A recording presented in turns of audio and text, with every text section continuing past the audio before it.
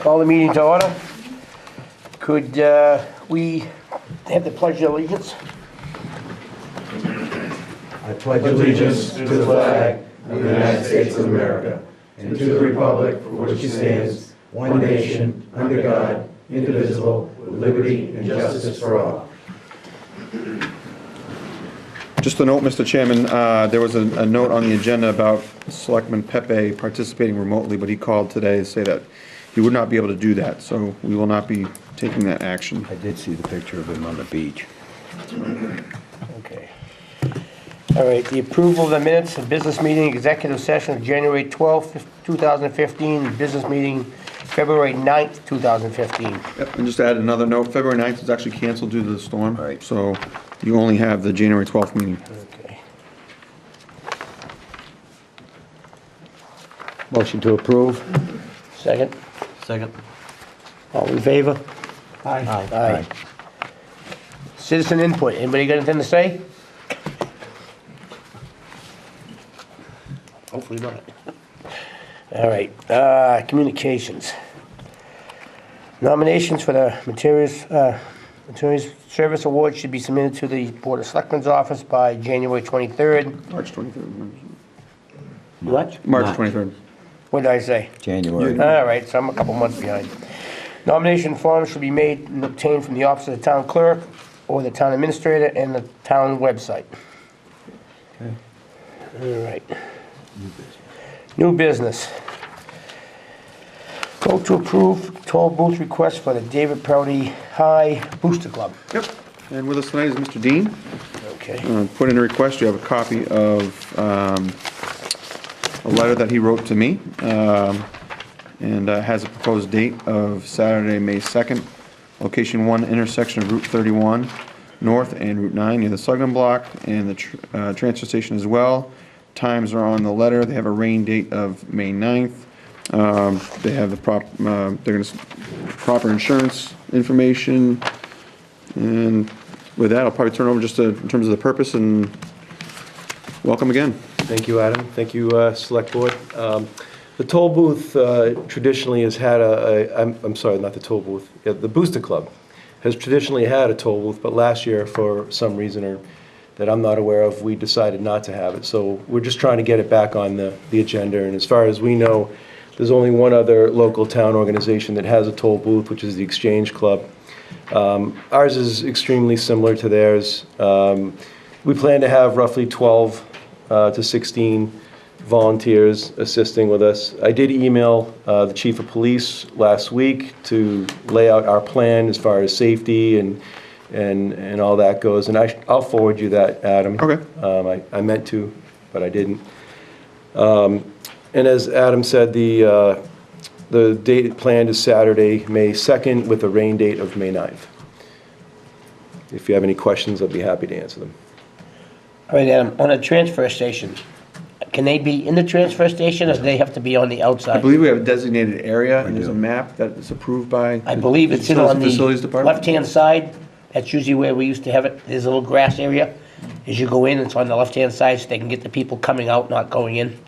I'll ask Mr. Tyler, who's the superintendent of utility facilities, to confirm. There is a designated area, just as Bo has described, and what we would ask is that you come to the office and basically sign the form, get that information, and sign the waiver.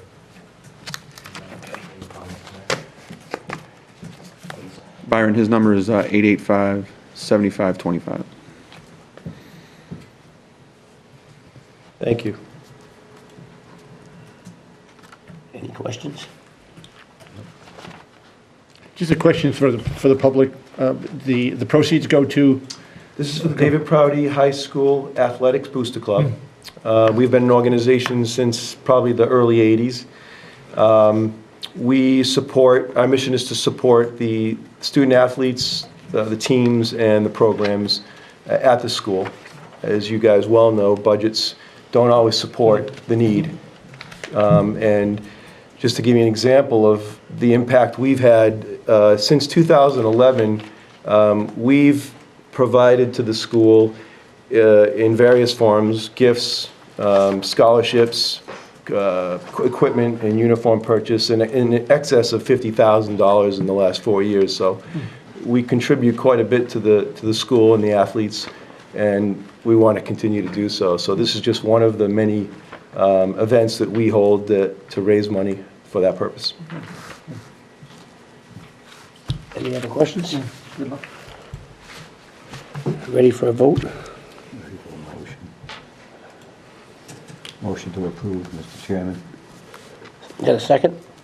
Second. All those in favor? Aye. Aye. Good luck. You're all set. Thank you very much. Start saving your change. We'll be looking for you. You're not wearing winter coats. Okay. Next item is vote to waive right for first refusal of Chapter 61A, Lot 3, Paxton Road. The applicant is not here this evening. It's not actually an applicant, but anytime that someone has a property that's in Chapter 61A, which is an agricultural preservation program through the Board of Assessors, anytime you wish to convert land to a different use while it's in 61A, the town has a 120-day first right of refusal if it wishes to purchase that property. I think the law was created so that the towns, if, for example, a 100-lot residential subdivision was coming in on a piece of farmland, the town would have an opportunity to buy it if they so choose to keep the property as open space.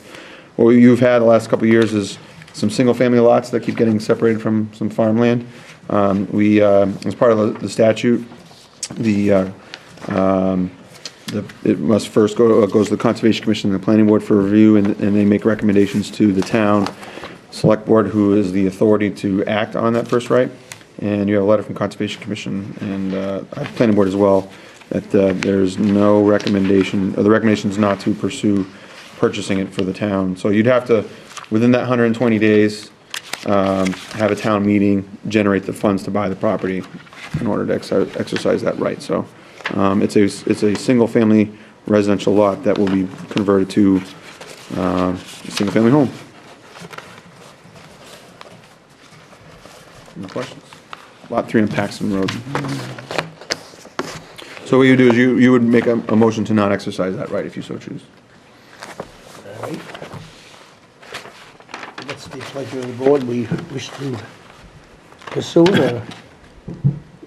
No, I believe we should pass this option.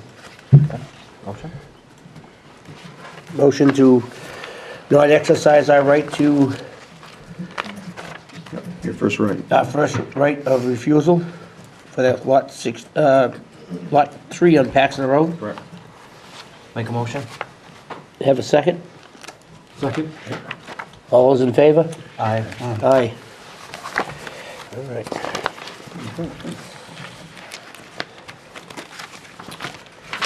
So next on the agenda, we have invited our legislative delegation. I believe Senator Goby's here, Representative Durant and Berthium. So we've got 3 chairs up front.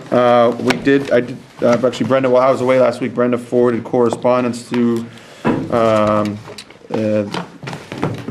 Senator Goby and Representative Durant and Berthium about some of the things that are current and some past, and hopefully some future items that are on the board's radar, and ask if you guys could help just give us some insight on those. One is the FY 2015 state revenue and 9C cuts that just happened this fall through Governor Patrick, and then carried forth through Governor Baker. The FY 16 state budget, which we know doesn't come out until March 4th, I believe. And then there were a couple bond bills that were passed that we're hoping at some point money is eventually signed off by Governor Baker. And then non-resident voc transportation bill, Chapter 74, which Senator Goby just filed one of those bills on our behalf, and then any other bills that you guys like to talk about. So with that, you guys can I'll take. let the representative start. Sure. Today. Chance. All right. Good evening, gentlemen. Brenda, ladies. Thanks for having us here tonight. So, as you mentioned, we're about 6 weeks into our legislative session, our legislative 2-year session. The governor has, because he's a new governor, he has a little bit of extra time to file the budget. So his budget House 1 will be coming out, is scheduled to come out on March 4th, next Wednesday. The consensus revenue figures that were put together, every budget cycle, consensus revenues come out, and those consensus revenues were predicted to climb at approximately 4.8%. to a total of about $25.5 billion for the upcoming year. Again, represents about a 4.8% increase. I think some of the nice things is that both Governor Baker and Speaker DeLeo have expressed a desire to protect local aid, which I know we're all very concerned about, as well as a desire to keep taxes and fees in check. So we're looking to see what both Governor Baker and the Speaker come up with. As you mentioned, we just came through at the start of this legislative session. We're halfway through our fiscal year, and we were presented with another about $768 million deficit, which Governor Baker put forward his cuts.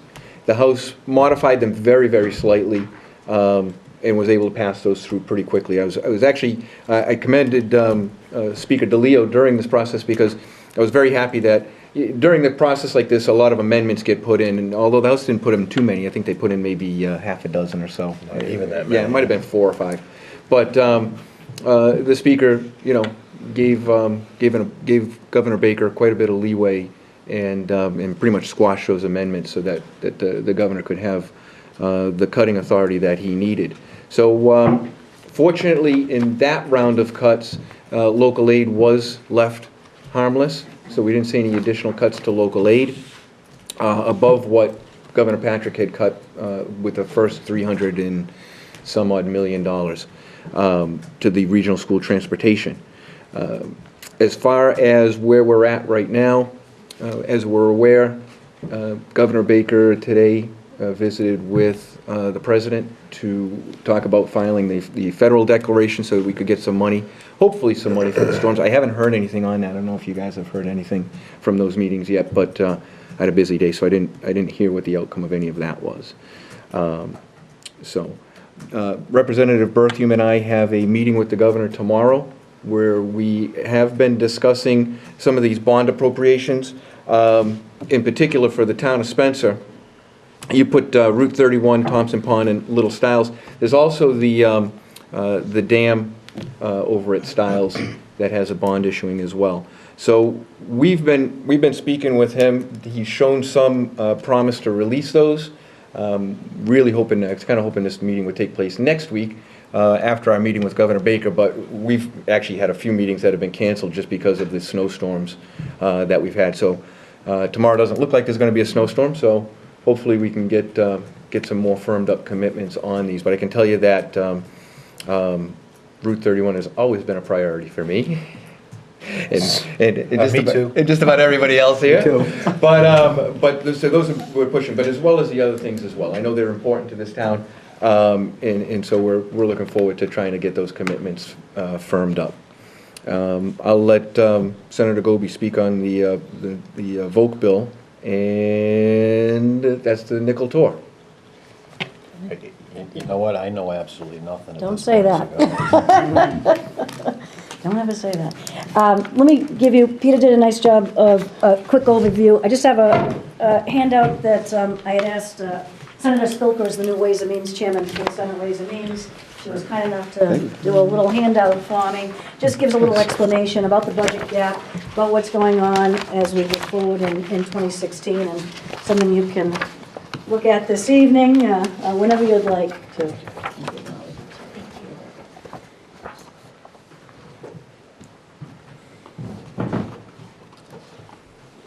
Just a couple other things real quickly. The House hasn't made their committee chairmanships yet. That'll happen on Thursday, from what I understand. That's what we're told. That will happen. The Senate did. So we're kind of ready to go on the Senate side, waiting for the House committees to be fully set up so that we can start some of that process to schedule public hearings. And as Adam mentioned, we do have a bill for the regional reimbursement, and hopefully something will happen with that. I did just want to talk briefly, too, on the regional school transportation cut that was made. I am of the belief that that was something that could not have been done, because the way that the current statute is written, that the 9C cuts, we can't do to local aid without legislative approval. Regional school transportation as part of local aid. So I had put together on the House side, Representative Kim Ferguson is the House author, and the two of us sat down with the Mass Association of Regional Schools, Steve Hemman, Maureen Marshall are very involved in that. Maureen's the superintendent at Quabbin. And Steve had been the superintendent in Narragansett and is the executive officer for what's called MARS, M-A-R-S, the Mass Association of Regional Schools. We have sent a letter to the Attorney General to ask the Attorney General to give a ruling on that particular piece. What we are hoping in the meantime, and I spoke with the Senate President today, is that we are hoping that something will happen from that. There will be a supplemental budget coming out, and I'm hoping that at least half of that money will be returned to the regional schools. So that is, everything is in flux right now. That is something I will continue to work on and to get that money back in. If we have to do it through a supplemental and then looking for something in the FY16, if we have to backfill or whatever we can do. But we are hoping, because I do not believe that if you look at the current statute, that should have been done, that should not be touched. And going forward, and it's not just Governor Baker who had done it, Governor Patrick had done it as well. So we are asking that, hopefully, for going forward in other administrations, hands off of regional school transportation monies, for that not to be touched. So I will keep you definitely posted on that. I was happy the Senate President was kind enough to retain me as I was the House Chair of Environment, Natural Resources and Agriculture, and I will be in that same position on the Senate side, as well as the Vice Chair for Economic Development, which I'm very happy about. The Senate is taking on what's called a Work First initiative to try to get folks that are on the welfare rolls off those rolls and into jobs. Kind of interesting dynamic in Massachusetts. Even though our unemployment has dropped quite a bit, it was up to almost 9% during that Great Recession period of 2009. We're about 5.5% right now. But there are still about 200,000 people that are either unemployed or underemployed, just can't find a job. At the same time, we have about 100,000 jobs that are open in Massachusetts. Jobs, a lot of them in the vocational fields, some that require nothing more than an associate's degree.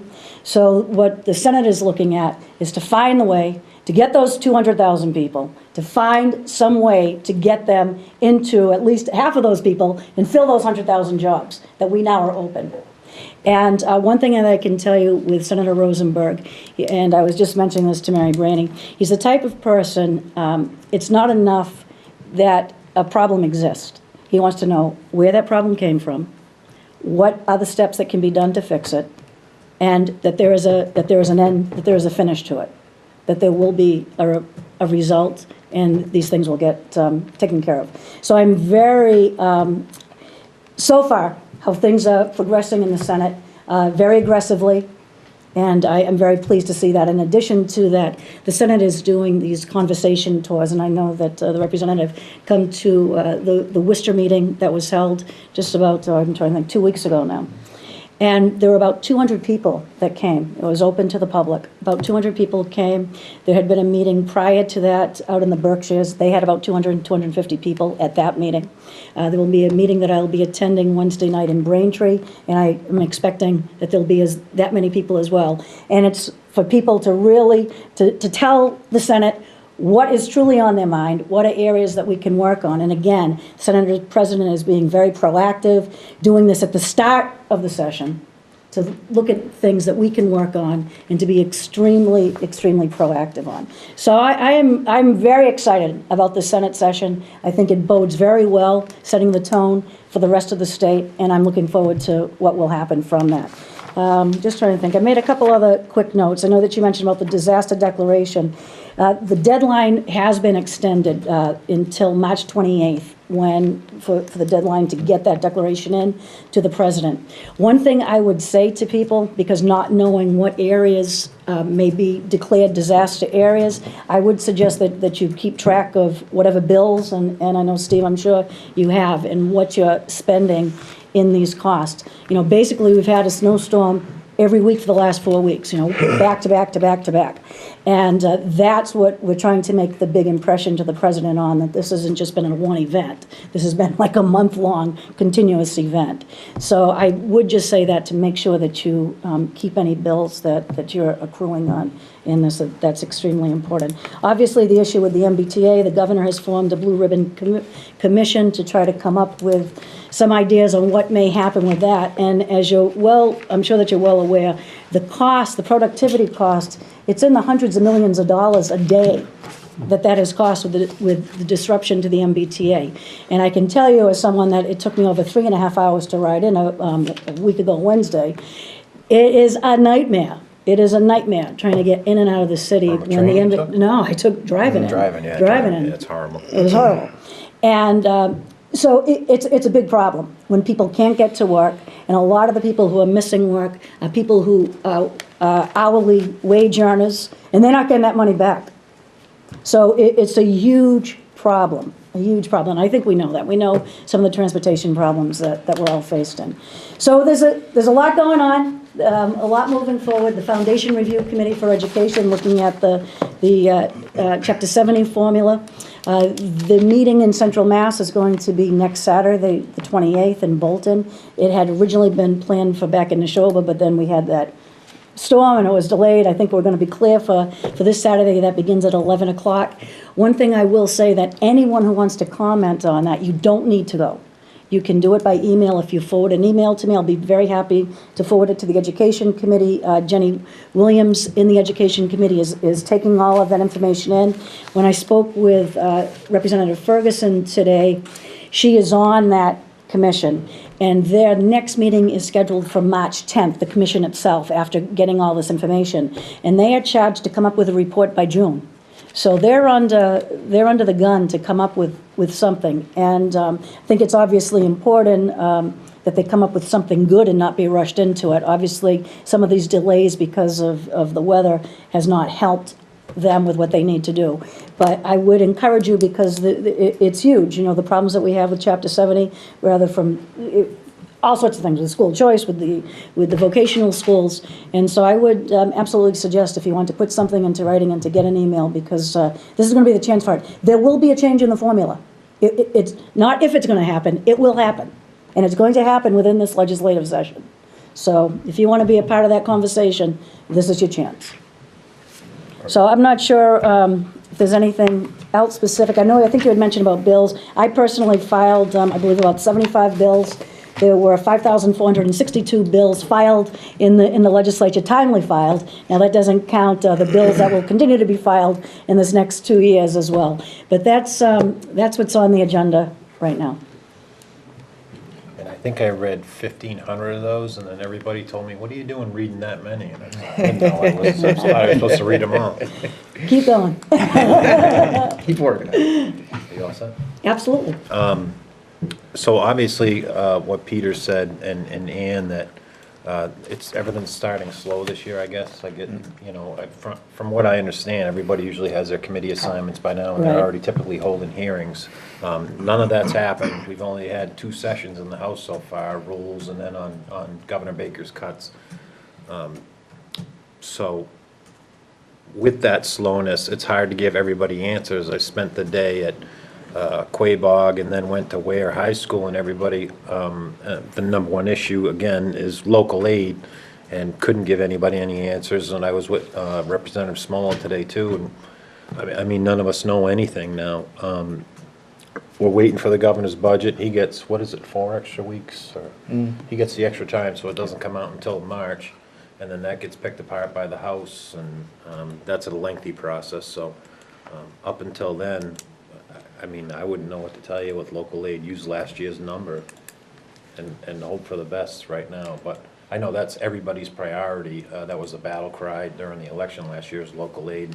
The Speaker, the Senate President, and the Governor all said that that's the main priority and main funding issue is local aid. So, but I wouldn't. You guys would know better when a number would come out. I don't think you're going to see a early March. resolution. I think mainly part of it because we don't know how much this storm's going to cost. I mean, when you think about what the cost was with snow and ice, and And I know Steve's probably already thinking about this, and Evan, I can't even imagine what the potholes are gonna look like when the snow starts melting away and what these roads are gonna look like. So, I mean, we're in for a tough time. I was very pleased when the governor released the $100 million that the legislature had authorized to put that back into the Chapter 90, which was definitely a big help to this community and the other 350 cities and towns. So I don't think that you will see an early resolution mainly because of that. And because of the delay, whenever there is a change with governors, they are allowed this extra time to come up with their budget. But everything else is still moving. You know, the Senate Ways and Means has already started their budget process. I'm sure the House has as well. I have my meeting. We meet individually with the Senate Ways and Means chairman. My priorities will be listed to her when I meet with her on the 11th of March. And so, you know, things are moving. Things are moving along. But I wouldn't expect an early resolution just because of so much uncertainty with what's going on right now. Questions? I have a question. It's more a question about the process for the benefit of us as well as people watching. When you hear issues in the headlines, I'll just give a couple examples. You know, the problems with the MBTA, for example. You know, the governor is pretty clear he wants to do something there. Or there'll be a statement he makes regarding the unsustainability of mass health and, you know, health insurance programs the state runs. And now, how does that involve the legislature? At what point do you get pulled into that? Is this something all on the executive level and you come, obviously funding comes back to you guys, but in terms of looking for waste and abuse or streamlining systems, do you get involved in that with issues of that kind? Yeah, absolutely, absolutely. While the administration is pursuing their own look at things, the Senate's doing the same thing. The Committee Senate hearings and president, such? well, not just that, but the Senate president has already set up independent committees as well. The minority leader, Senator Bruce Tarr, is doing some work on the MBTA that he's trying to bring some folks in. The post-audit and oversight committees, I would imagine, will get involved at some point in looking at as well. I think one of the things that the legislature is trying to, at least on the Senate, I'm not sure about the House, but I would think it would be the same, is that we're trying to give the governor some leeway here. Mm-hmm. He's just named this Blue Ribbon Commission to take a look at things. And they're going to be coming back, I believe, at the end of March with some of their recommendations. It's a fairly quick turnaround time. And so I think in deference to the governor, to allow him to put forth his ideas, I think that there will be a little bit of a wait and see as far as what that commission may come out with. But that doesn't mean that everything else is at a standstill, because I know that the Senate is looking at other things as well, you know, whether it's some of the public-private partnerships for the MBTA. One of the stations is partnering with Harvard University to come together to help out at one of the stations. That's something that the MBTA has not done a lot of in the past, to try to bring in other outside money. You know, you go into different other states where they may have a station and there's a Dunkin' Donuts or you know, something next to it. We don't have that like any of us. So there's probably opportunities for other small businesses to get involved where there's space available. So I mean, there's other ways to maybe generate revenue that has not been done in the MBTA that other systems in other states do. Well, and I think that's right, and I think some of the issues that you're seeing is, you have to remember, the MBTA is an independent organization, or relatively independent, and so the governor doesn't have a ton of authority. I think certainly under a situation like this where you have a crisis, he's been given some deference in putting together this commission.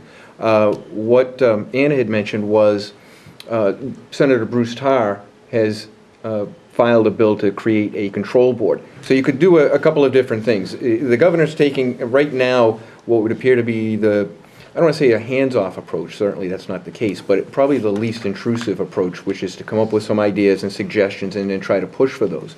If you put together a control board, which is what Senator Tarr had proposed in the form of a bill, you would allow the legislature to create enabling legislation that would reach into the MBTA and start affecting some of those changes. Probably the third step would be something along the lines of receivership, which we've seen in other places like Chelsea and things of that nature, where you then go in and basically restructure in a much more aggressive manner. So there's some of these things that can take place. I think most people have kind of shied away from the receivership position because it's pretty intrusive. And if you start breaking union contracts, you're going to end up in a situation where those who are operating the system will be disgruntled and may slow it down even more. So a control board is kind of the middle of the road, and the governor is pursuing this position. One of the problems that you end up with is once you decide to take control of it, you own it. And so, you know, this is a big situation. This is a big problem. The MBTA is an organization that's got a lot of problems. And so you have to kind of be careful what you wish for. And so they're trying to figure out what that is right now. And I think the governor's taken the appropriate steps, which is to say, let's put together this commission, get some ideas together. We'll see if we can implement them. I think it's important to remember that even after the snow melts, this is a system that didn't necessarily work that well to begin with. You know, we've expanded faster than any other transit system in the country, and yet the ridership has consistently been going down. So there's a lot of issues here that we're really going to have to deal with, and it's not going to be an easy solution or a fast solution. And I think Ann's right. As a member of Post-Audit and Oversight on the House side, this is something that we'll be taking up and speaking with Chairman Linsky, or what we expect will be Chairman Linsky. You know, there's this and some other issues that we're kind of chomping at the bit to maybe to bite into. So. And the good thing that Governor Baker, what he's good at is picking the right people to do the job, regardless of party. He will pick the right person to, you know, to head a department, or to head an investigation, or to do what needs to be done without micromanagement. So, in that regard, he's well respected down there, and he works well with leadership. So, I got complete confidence in him that these things will get fixed, albeit it's going to take a little time, but. I'll take the other issue I cited is Mass Health, where it's, you know, we've got a state and health insurance program that he says is unsustainable. Does that, who takes the initiative there? Is he looking for legislation, or it starts with hearings? And Yes and yes. Well, and I think you're in a position too where you've got a governor who at least comes from the healthcare sector. Yes. And Yeah, so you can see you know, he may have some of those solutions and some ideas to help that out. But yeah, I mean, you know, the committees that the legislature has together, healthcare financing committees, are diving into this all the time as we start to look at legislation. I guess what I'm getting at is, you know, it's easy to, you know, to rail against what's happening on the state level, but sometimes, you know, the question is, where do you begin the process, and who's in charge, who has control, and what are all the levels you have to work through? Yeah, we tend to argue about that as well. Well, that's helpful. Thanks. I just want to thank you all for coming in tonight. Congratulations on your reelection, your election, and your election. Thank you. I think it all turned out fine, and thank you for answering some of the questions I had, because my notes were if they said local aid holds, regional school transportation cuts are part of local aid, so I'm glad to see that at least they're looking at the AG for an answer on that, because everything I read, and when you go through the 9C cuts, I get lost. I'm just being honest, because they're so broken out, and there's umpteen of them, and I'm glad to see that the bonds are getting released. 31 should be done. I think it's a disaster, and not just because we all live there, but it's a disaster. No, just because we live there too. Your section was paved. Yeah, with the Woodbury. That only happened the year I got elected, I want to tell you now. You got the Woodbury quarter mile on this thing. Yeah. Yeah, but it's beautiful in that one little section is. going around that curve. Well, you all could have been there when they pulled the 7 people out of their cars when they roll over on that corner too. So, I mean, there's a lot of reasons for it. I wish it would have kept going though. So I appreciate the answers on that. And hopefully the disaster relief on these snowstorms will help us out, because free cash will be long gone at that rate. So I do thank you for answering those questions. I'm sure if we come up with anything else, we'll forward them to Adam or to you guys, because I think it's important for the community that having 3 people from town here to get good answers and hopefully educate the public on what's really going on out there. I think we have more representatives per capita than any other town. In a short section of town, I might add. There you go. Thank you Thank very you. much. Thank you. Thank you. Thanks. Thanks. Good luck, guys. See you You'll need Saturday. it. I didn't want, You want it? I didn't want to end My up gift- with my it. gift to you. Yeah. There'll be a bill for that rental.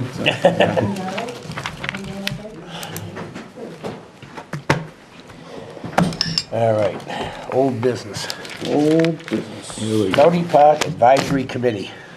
We have with us tonight the chairman of the Party Park Advisory Committee. The committee was, Welcome, there was Gary. a charge that was established by the Board of Selectmen. Once the Exchange Club received funding for the project, members from Parks and Rec, I'm not sure about Planning Board, I can't, Parks and Parks and Rec, Exchange Club members, Board of Selectmen had a representative on it as well. So, that being said, they had several meetings. They did have a public meeting, and they provided you with their report, which is in your packet. And I'll turn it over to Mr. Chairman Hurl to give a summary and where we stand, unfortunately. Okay, thank you, Adam. Welcome, Gary. Thank you, and good evening, Select Board. A couple of things. I think, did you get the rendering? Did you give them the Yeah, we did. rendering? Yeah. So in your packet was my report, a rendering of the project, and also the original survey of the property. Correct. So I'm going to read something first, and then I'll tell you a little about the report, and answer any questions, and give you my recommendation for your recommendation. I was last in front of you 11 months ago, January 27th, 14. The Spencer Exchange Club was granted permission to build a Veterans Memorial in Isaac Park by you gentlemen. I needed approval to apply for the Promoting Community Development and Tourism in Central and Western Massachusetts grant that Senator Brewer steered me towards. And with your help and assistance, I applied for that grant. However, the Exchange Club did not receive that grant, but Senator Brewer secured $185,000 from the state for the Citizen Soldier Memorial, and announced that at the American Legion Post 138 Memorial Day celebrations this past year. By the time the Exchange Club secured a vendor's license to sign a contract with the state, it was September 1st. Due to the Exchange Club trying to decide on a plan, estimating of the project, and locating a designer, it became early November, really quick. 2 design firms were interviewed, and BCS Group was chosen from Worcester to design the project. And during that process, Governor Patrick's 9 seat cuts were initiated, and with Senator Brewer's clout, the grant money remained.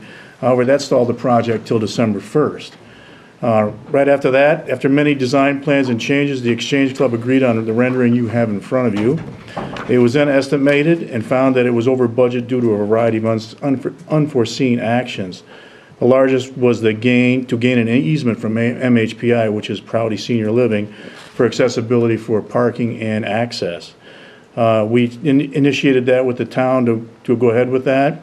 And it was going to be a lengthy process, and it was going to take your approval, their approval, and then town meeting approval to get that done. However, we were still moving forward with the project. We needed to raise another $50,000 to $85,000 to complete the project, we found out.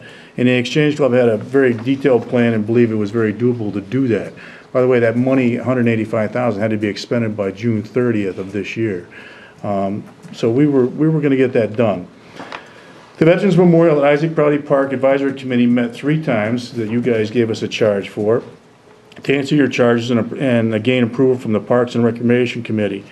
On February 4th, we went ahead with our public hearing despite learning that afternoon that Governor Baker's had cut, his 9 seat cuts had cut the funding due to a $750 million deficit. So we lost our $185,000 that afternoon, but we went ahead with our proposed public hearing. And that was probably the 5th time I gave my presentation, and we had some technical difficulties with that night, so it didn't get taped, unfortunately. But we had a few people visit us that night and answered their questions, I think. But since this project is a moot point now, the Exchange Club has met, and we've decided to put the project on hold. We still want to do it. But we need to raise probably a little over $300,000. We did submit to the state a bill of about $8,700 for our design process that we spent so far. The line item wasn't zeroed out, it was left $13,000 left in it, and I'm working with the delegation to see if we can't get our $8,700 back. But we'll see what that happens. So, with the report I gave you there, that all this said, the committee has fulfilled its charge by completing all the charges and obtaining all approvals up to the select board's approval. That's what we were gonna try to get from you once this, tonight, but since it's a moot point, we're not moving for that anymore. Since the project has lost a major facet of its funding, the committee recommends that the project be put on hold and a select board disband the charge committee at this time.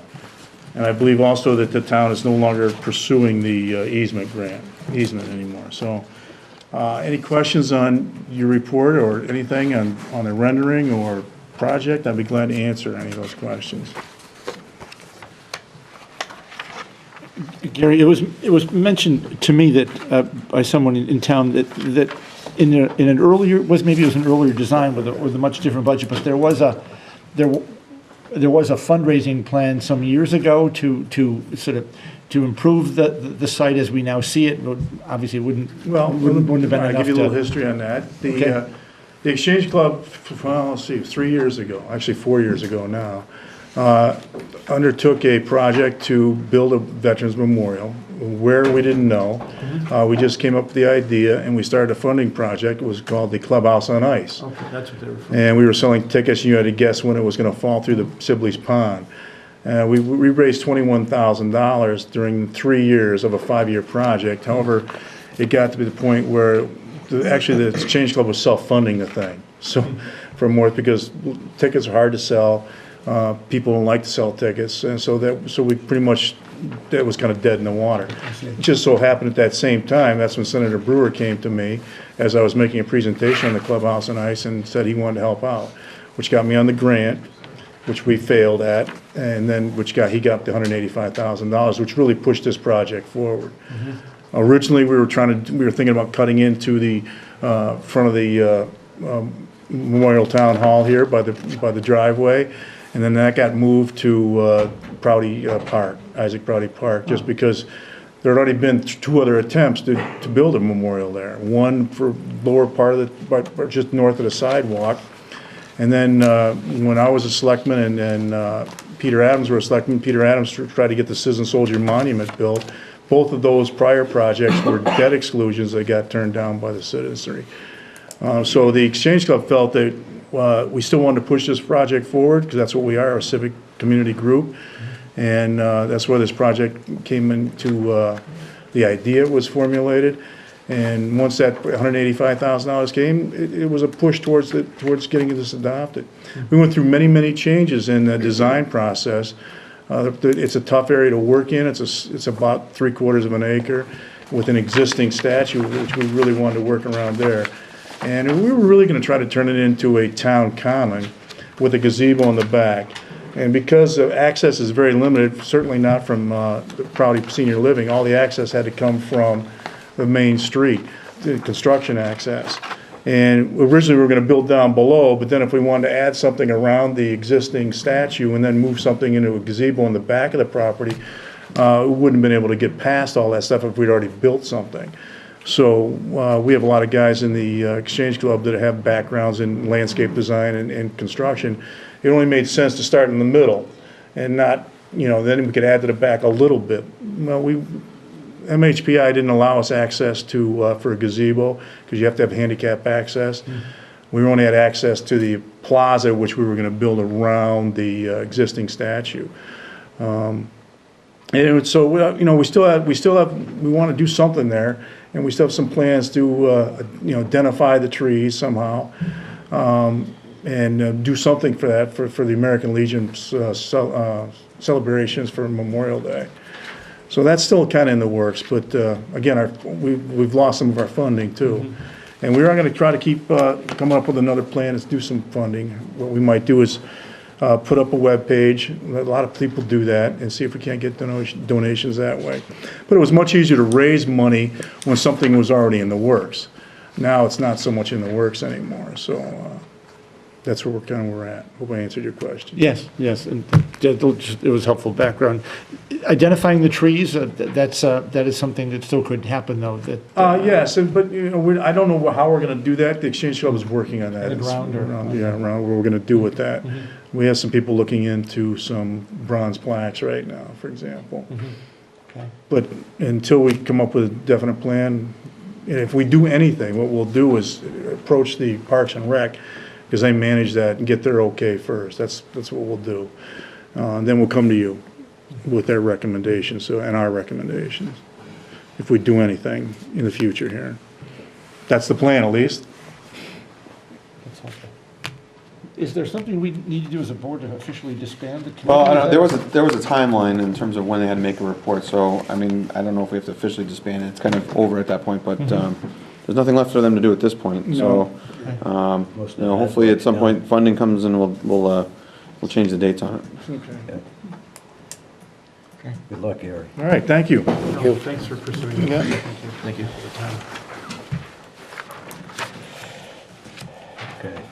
Okay. We need a vote to authorize additional emergency snow and ice expenditures in accordance with MGL 44-31D. Mr. Tyler. Good evening. Thanks for having me.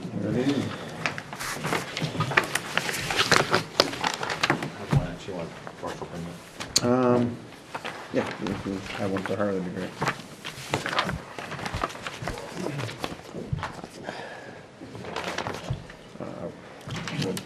Oh, it's gone up. 209, what was it?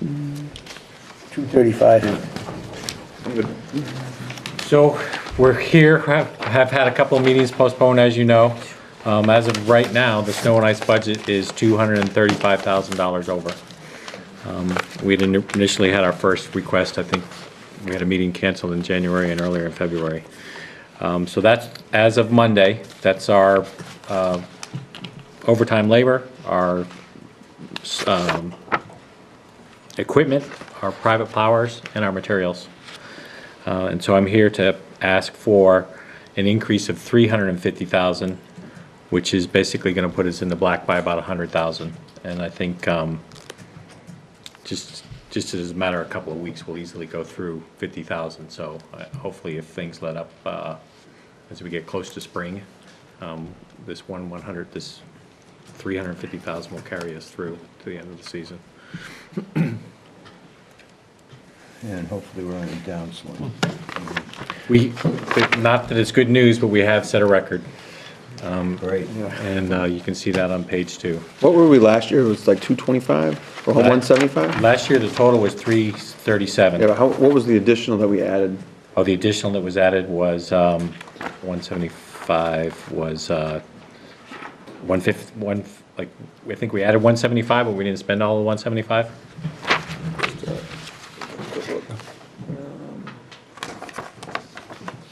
No, Yep. Yep, that sounds right. We hit the 400,000 mark, huh? We hit the 400,000 mark. Our prior record was 2011, 383,000 in total cost. So far this year, we're at 415,000. I will say that versus 2011, salt prices have probably doubled. They went up just 30% versus last year.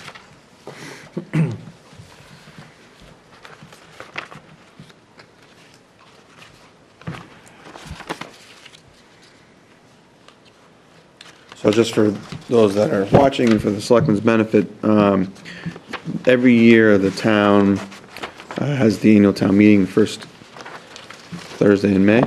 And this year will be no different. And usually the first article on the warrant is to balance the existing budget for the current year, which in May will be 2015. And as part of that same warrant, obviously we'll adopt the budget for 2016.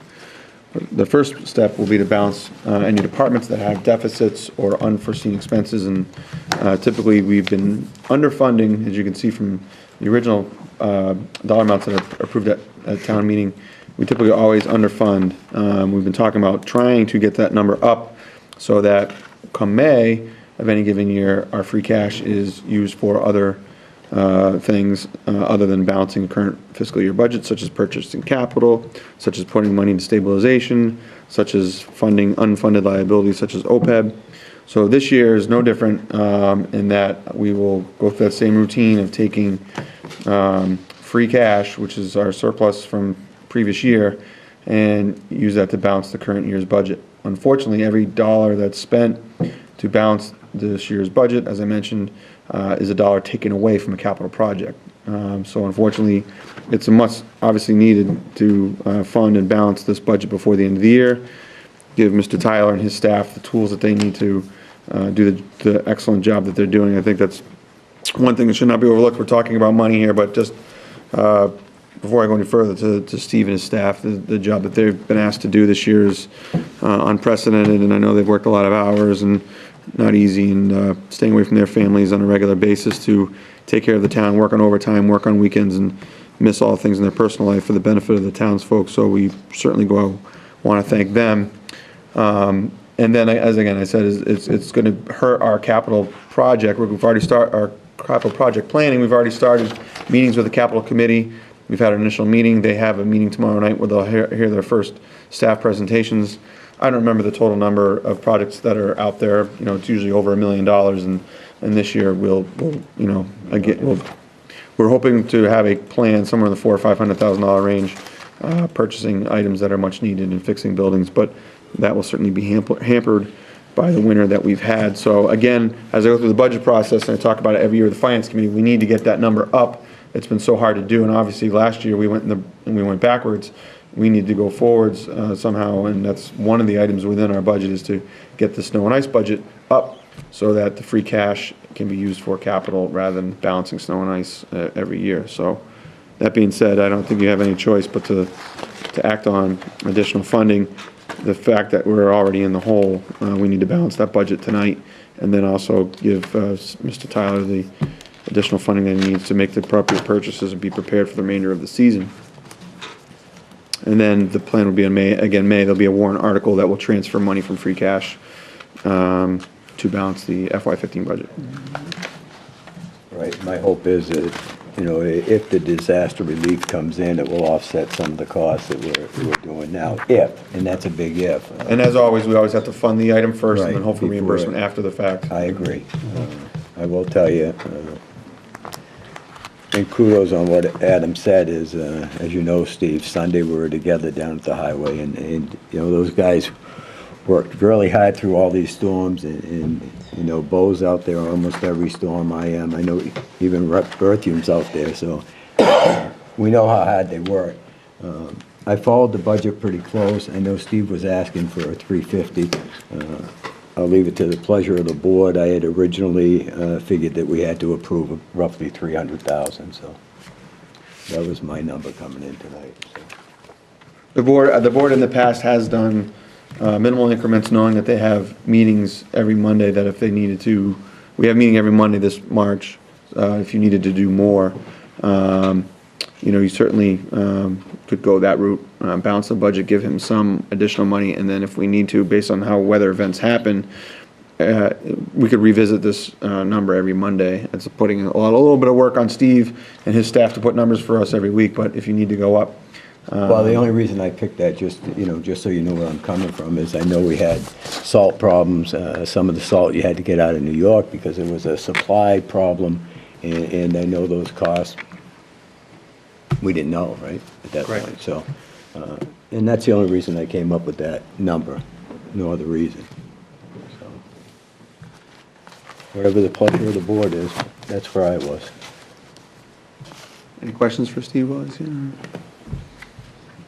So the 415, which is set a record, we're not done with it though, right? That could be. No, right, so, behind. just for everyone's benefit, at the beginning of the season, we started off with a budget of 175, which is up from last year. I don't have the number in front of me, was it 150 maybe? Yeah, it went up a little, didn't go up. 175. 175. Okay, so the previous year was 162. Yeah. So, I'm sorry, last year was 175, this year is 180. 180. So we were only to add a little bit. 5,000.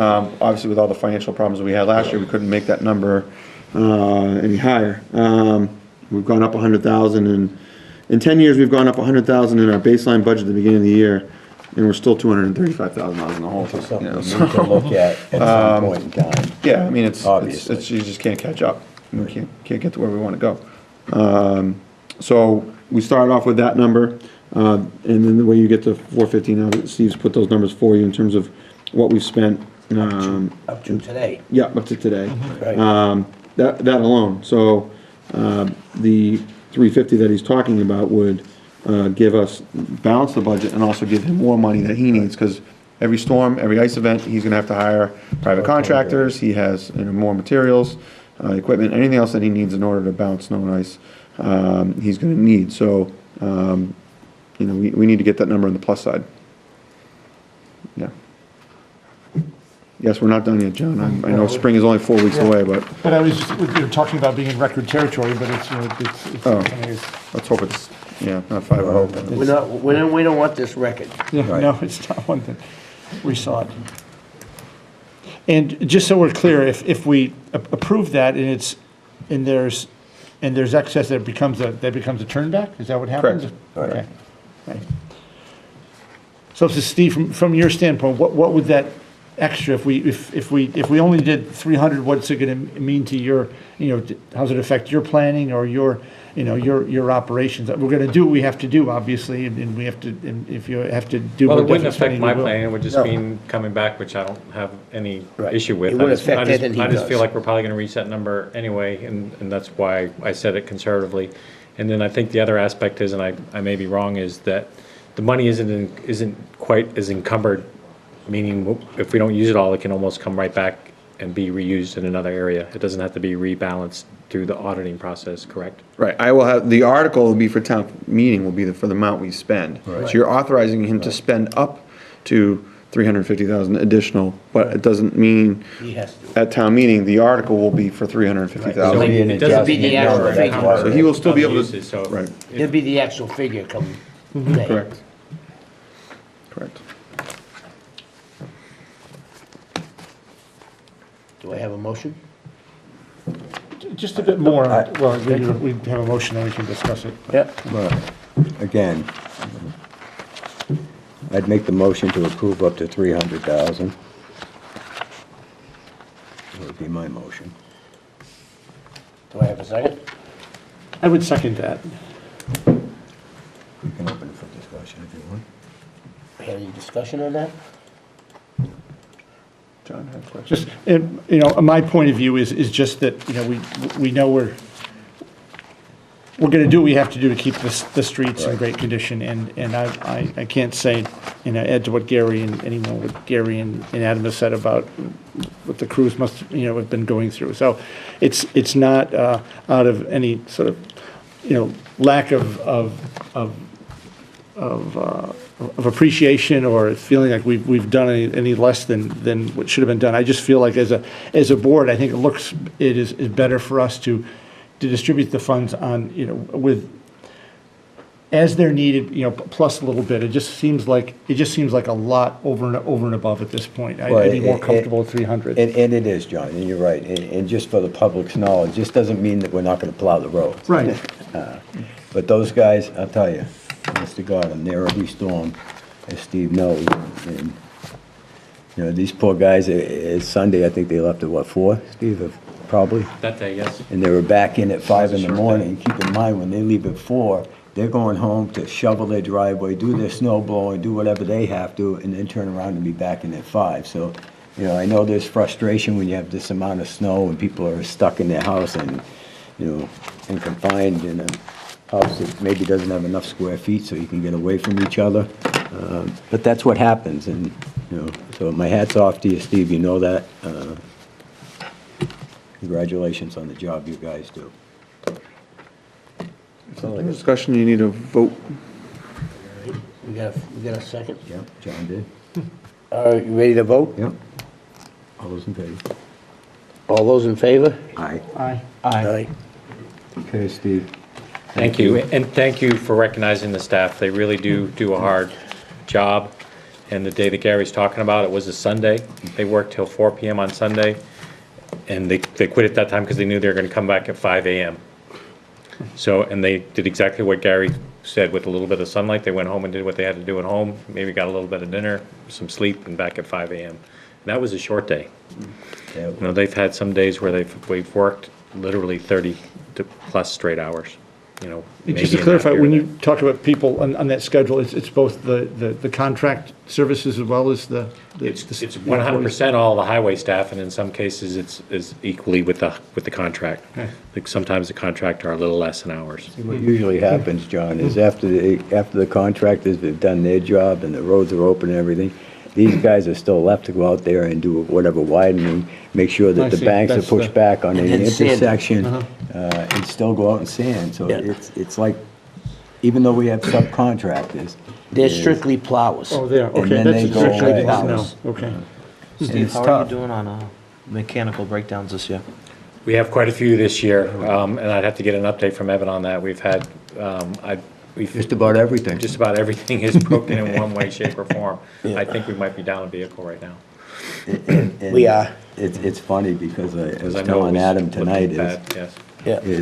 there was some comments about, how the roads weren't plowed right, and, they didn't think it was wide enough. Unfortunately, everybody knows, you see a big dump truck, well, when that truck goes down, now they're out there in a truck that has a plow about the size of Bose, trying to do a road, and, well, why doesn't the mechanic fix it? Well, the mechanic's out driving a dump truck and doing his plowing route, so, I mean, that's what happens, so they get their downtime isn't downtime, and I even think, I think he stayed one day after everybody went home just to get something up and running, Jeff. Yeah, the loader the other Didn't day. he? So, I mean, that's Both loaders broke. what So, these guys do, so it's not, the Yeah. day ends when they're back in the barns. One was a 7-hour job, one was a 4-hour job, So, I mean- to get them back running. So he was there It's up just and beyond when the amazing. other guys went home. By the way, when snow is removed, where is it taken? Where's our snow farm in town? We have two places, O'Gara Park and behind Pleasant Street School are our two primary locations. One with the excavator sitting on top of the pile, John. Okay? You should go down to O'Gara to see it, because it's kinda, you watch this, I should. 25 feet high, the Excavator. excavator's up on top, they back up, he hooks it, and then throws another 15 feet high. I see. So we'll have snow there till July. Again, Steve, thank you and you guys for what they do. Thanks, Steve. Steve's gonna stick around, gentlemen. He brought to attention, a bridge issue on 7 Mile Yeah. River Bridge on Route 31, known as North Spencer Road, and I gave you a copy of the letter.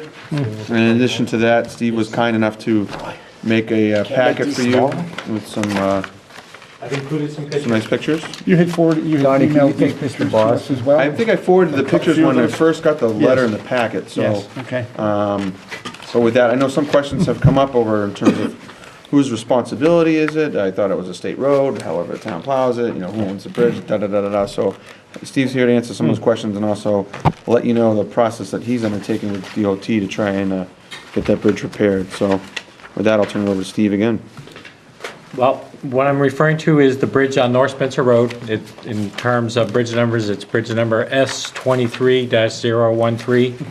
That's a bridge nomenclature system that Massachusetts has. The S is for Spencer. The 23 is that we are the 23rd S alphabetically in towns in Massachusetts. So then that's our 13th bridge. So it does make a little bit of sense when you start getting used to using these numbers. Then the other bridge number in parentheses is a bin number, and that's like a national inventory system. This bridge is located just south of the Abbey main entrance, and on Christmas Eve, a through deck hole opened up all the way through the structure. On the surface, it was probably about 2 feet by 1 foot to 18 inches. Underneath, it was probably 3 feet by 4 feet.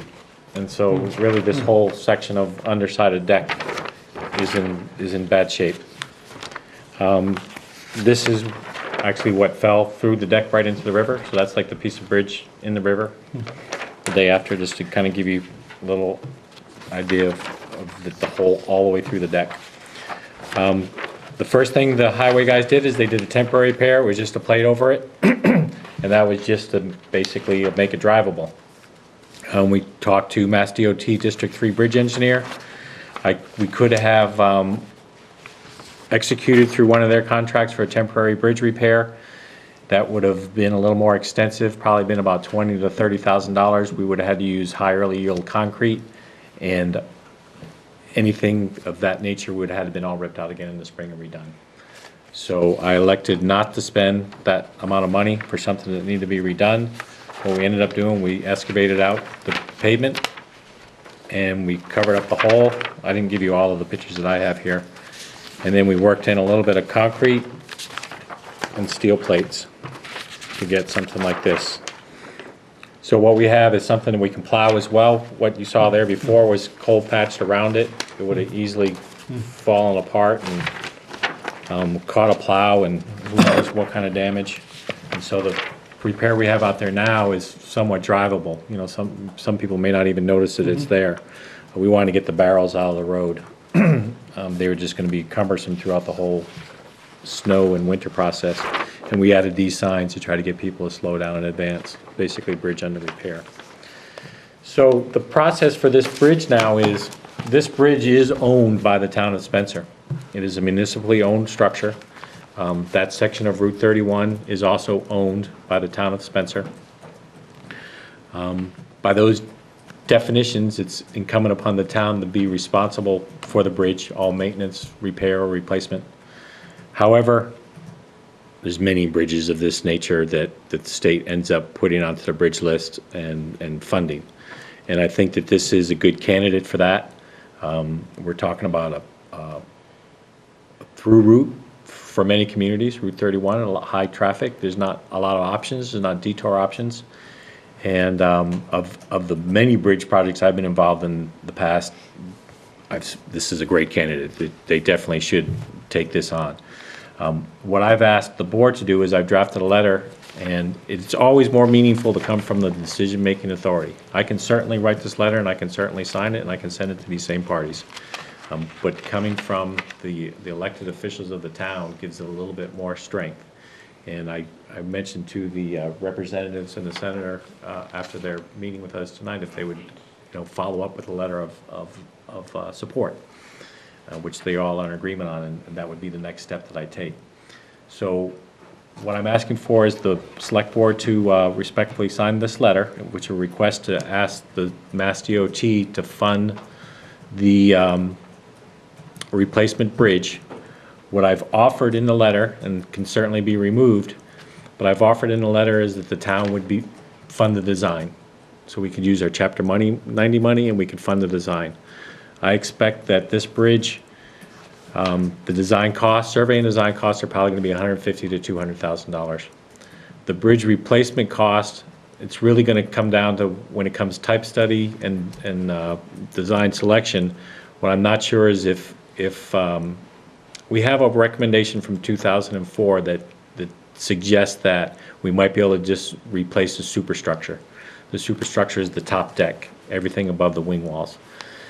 At that point in time, the wing walls were spalled, but it wasn't really down to the rebar. They could be patched.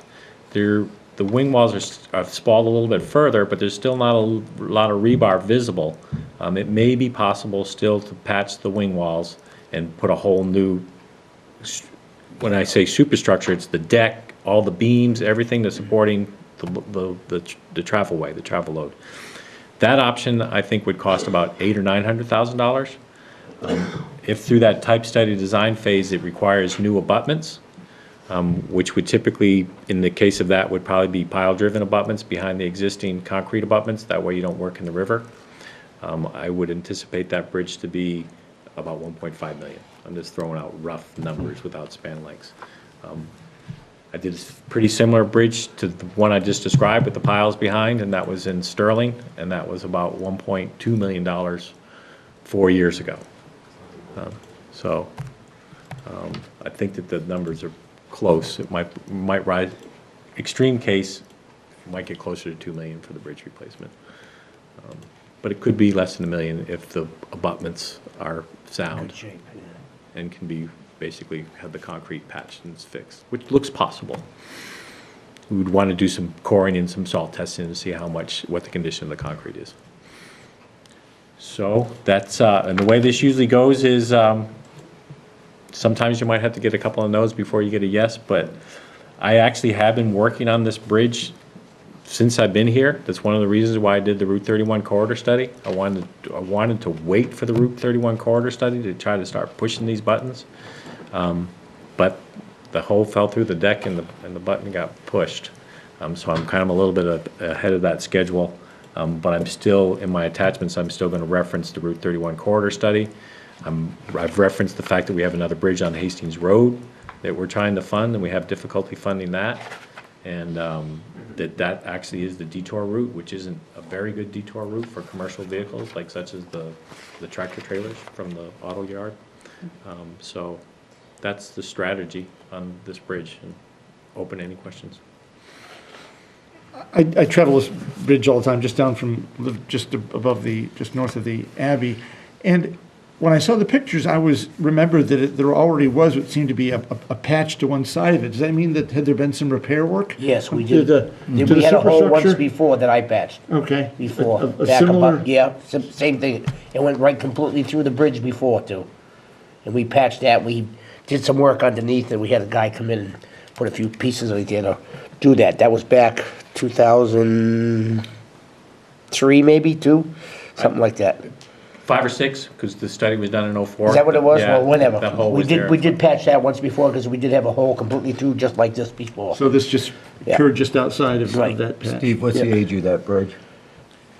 The age of the bridge, We were out there that day, I'm just trying to think. I'm gonna have to go from memory on this. I think that Little bridge over was 100? built, no, it's not over 100. I believe it was, I don't have the inspection report. I think it was 38 was when it was built.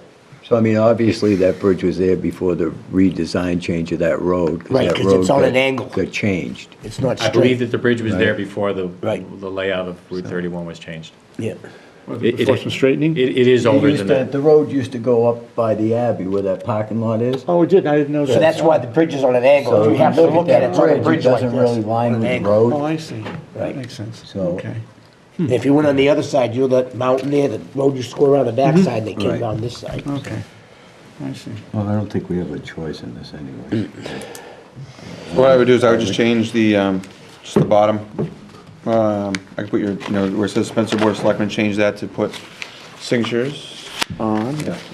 It's already been done by Steve. Yeah, right Well here. prepared. Yep. Yeah, oh, I'm sorry, I have an old one. Yeah, Yeah. I don't have time to read the whole thing, but you made some reference to commercial traffic, what an important bridge that is for the. Yes, I did, and I'm as just part not of the seeing it right corridor away. study, I did get a letter from the Spencer, the East Brookfield Spencer Railroad, and I'm gonna include that in here. I'm going to include the section from the CMRPC Route 31 corridor study, and also basically pictures of the underside of the bridge showing, how So, bad conditions are. so you're gonna get a letter from George Bell, I have already. okay? I would definitely back that up if you get a chance, Steve. I would definitely talk to Jack Cooper, that's a transportation company out of there. Even though Spencer East Brookfield Railroad handles the incoming for the cars, folks Yeah. moving. transportation is through Jack Cooper. Okay. So I would definitely back it up with that. Pretty big company, so just give you a little insight. So. But yeah. I think- That's one of the first things I thought of, just, I know how many tractor trailers lot. there are loaded with cars. And you're not gonna take That's them, not counting the regular trailer you're not trucks gonna go by take every them up day too. Hastings and a detour. Yeah. You could have those go up Hastings Yeah. Road because they'd bottom out, Yeah, yeah. so. So do you have a copy of Steve's letter? I got it right here. I don't know. That Was it already in the signature packet? If not, I'll add it. Brenda has the signature packet, I'll just throw it in there. That version would not have been in the Yeah, signature okay. packet. So I'll give this to Brenda. Not a problem, Steve. That was quite a project that day, anyway. They did a good job up They there, did a too, great job. It was amazing. in one day. Are we gonna discuss that issue of what the town and doing the design work and all? Is that a sort of set, we made that offer in this letter? It is in the letter, Yeah. yes. And, yeah, certainly take your time to read the letter. I'm not looking for you to necessarily give it back to me signed today. I'll answer any other questions Well, as far about it. as Steve mentioned that, and actually prior to that, Senator Goby and Representative Durant and Bertha mentioned that the first thing Governor Baker did was release the $100 million that came back to the towns, and for us, that was a 50% increase, which is $250,000. So every penny that we get from Chapter 90 certainly can be well used, and Steve mentioned that he could use Chapter 90 or a portion of Chapter 90, and maybe we may need other funding such as free cash, again, going back to the snow and ice issue, to help fund the design. That's what we did with the Main Street project. We did a combination of free cash and a combination of Chapter 90 money. So, you know, it's, for these projects, I think, and Steve's effort is that if we can push this along forward by having the design ready, waiting for money from them to pay for design and pay for Right. construction. Plus it makes gets it it in the look queue better, too. quicker. Well, I'm Yeah. not disagreeing So, with that. that's one I effort. think it's very appropriate. Yeah, okay. No, So I it's just, we don't have the final numbers yet, we don't have money set aside yet, it's just a matter of if, you know, we obviously need to push this forward, and then we can have that discussion based on, you know, Steve and I at our level can talk about what we've got for plans for that money and where that's going and where this would fit in, so. In the meantime, you still gotta get in the pipeline. Right. No, I think it's very appropriate. I mean, if this happens in another town, we'd say, you know, geez, it's only fair that that town should put up, you know, some part of it. It's, you can't dump it all on the state if we want to be fair about these things. So, and it sounds like it In my shows a good experience, I think faith. this is fair. You know, No. we're talking about a route that's a corridor, Mm-hmm. that's used by many communities as a commercial corridor. And having the experience, I've seen a lot smaller bridges on a lot more local roads still get replaced with state money. This one is Well, I think is we. a strong Do you have a candidate. traffic count per day, 10,000 trips per day? or something? That road has about 3,500 ADT. So does the state have some emergency bridge money a fund that they can turn to? Doesn't require some new No, appropriation? for this, what we're talking here would be this transportation bond bill, so it would come out of the normal bridge bond money. Which is what we talked So they have about, to, freeing up the Okay. bond. they have to free up What he released bond already. capital. Okay, all right. And the project that's going on right now is the one in Brookfield on 148. Yes, that's been going on a while. And they've got one side done, now they're putting pylons in on the other side right now. If you went down, they were doing it today, when I went by there, so, give you an idea of what they have to do. So to do that. logistically, how would you picture this bridge being repaired and still maintain traffic? It would have to be done in two phases. Whether Same or way. not you could get enough width, you know, you might be able to do a phase and get enough width to still keep two narrow lanes through there. I haven't looked at it close and be Or able to like, determine or like that. they do the in- Barry, they had a stoplight Yeah, on one like they have in side. Brookfield. In Brookfield, they have a red light, you Right. gotta go So it's one-way either gonna be- traffic. Either gonna be that, and that's what's called single lane Yeah. alternating traffic, where it has a signalization on either side. That you try to avoid, because it puts delays on the road. But either way, the traffic and the fact that there's not detour alternatives, this is definitely a two-stage bridge project. And if it It- got to it's the not point, one John, I you don't know can if you remember when they did the bridge in West Brookfield, down past Howard's, they put a temporary Oh, steel right. bridge in on the Yes. side Yes. while they did the work on the other one. That would be another alternative, so. Yeah, I haven't looked at all the geometry Yeah. for this, but I think that it would probably be more a case where you could widen and cantilever from one side and then do the other Right. side. Yeah. There is room for this, like an acro, what you're talking about, this temporary bridge. But again, that drives cost up as Right. well. Exactly. That's something that they try to avoid. Yeah. Okay. Okay. Thanks, Steve. Any other questions? I guess we're all set, Steve. Thanks, Steve, appreciate Do it. we need to vote on this letter, or? I don't think you need to vote on No. it. There's a general consensus to sign off on it, it's just a letter of support, All right, if you will. thanks, Steve. Okay, next action item is no parking limits on Adams Street. This thing's been Hanging out. clogging there. up our agenda for several months now. So Adams Street this is the issue where you guys had discussion about the corner, making that radius, and Steve had brought this forth for a recommendation to eliminate parking from 31, or Maple Street, all the way down Adams Street, to where it becomes Clark. And then with a minimum at least through that first two lots, 177 and 177-1. And I know you've had multiple site visits, try to look at it, and the ball is in your court, gentlemen. Okay, so we took our field trip. John, Tony, Chris, and myself, and got to talk to some people. People in the neighborhood had an idea about some vacant lot or whatever, but I will say this, I think the consensus was that based on the width, based on the fact if you went to that street today, as I did, now that school is back open, probably very hazardous, to say the least, so I think we all came to the conclusion that based on what we saw, I don't want to speak for you or Chris, that we didn't have any options but to make that a no parking all the way. From the intersection all the way down to where it becomes Clark? That's correct. Okay. Get your map, John? I'm always thrown off with the way Adams. I know, Yeah, but you- Adams right. becomes Clark. So this where- is Clark Adams here. becomes This Clark, starts Clark remember? here. Correct. And on that one, if I could just, on this one, We'll do one at a time. They're different, these are different agenda items. all right, so which one do you want to do first? Adams Street. And Adams. So Adams before it becomes Clark. Right at the chain link fence. Right at the bend at the, Okay. where Adams turns towards McDonald. Okay, I was looking for that pocket. You remember that little area by the pond? Oh, there's a, that's way,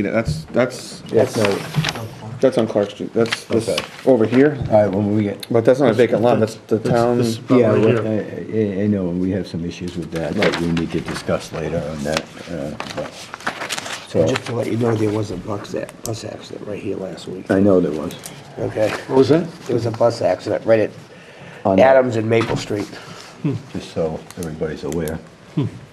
So, Making the turn or coming out? Car came down and the came bus was down, coming the bus down was and did a trying- right. kind of 360 and hit the pole and hit the bus and, So, yeah.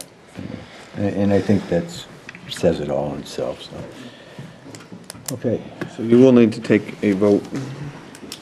Chris, you were going to make some, did you have a chance to make some observations did. during the day? I did. It's very tight with two buses with no cars. Extremely.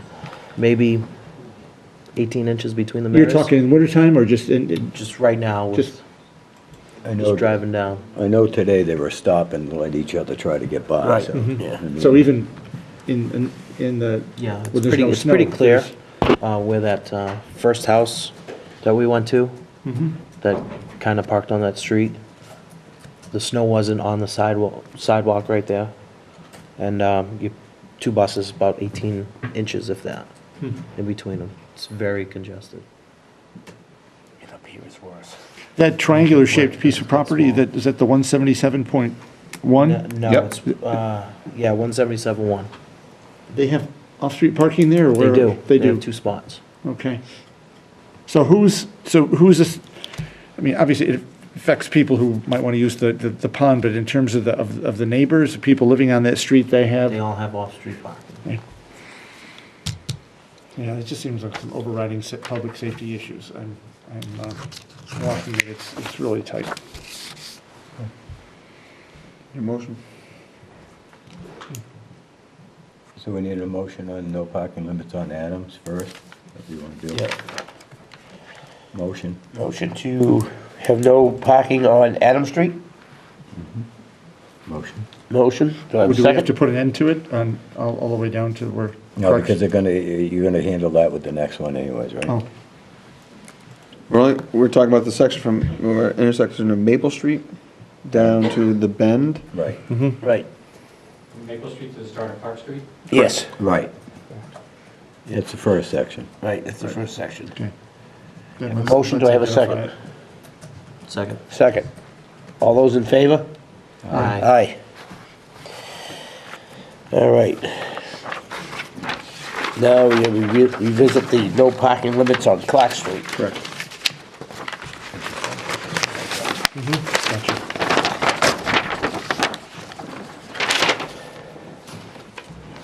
So that is the whole length of Clark, or I'm sorry, where it goes from Adams to Ash, I believe, right? Right. It's that whole street section. Yep.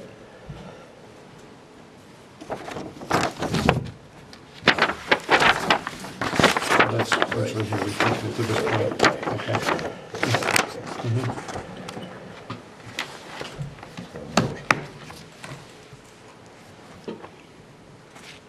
From this point, I just want to raise the possibility of identifying times of the year. Is it with school? I mean, the other end has problems with the turn.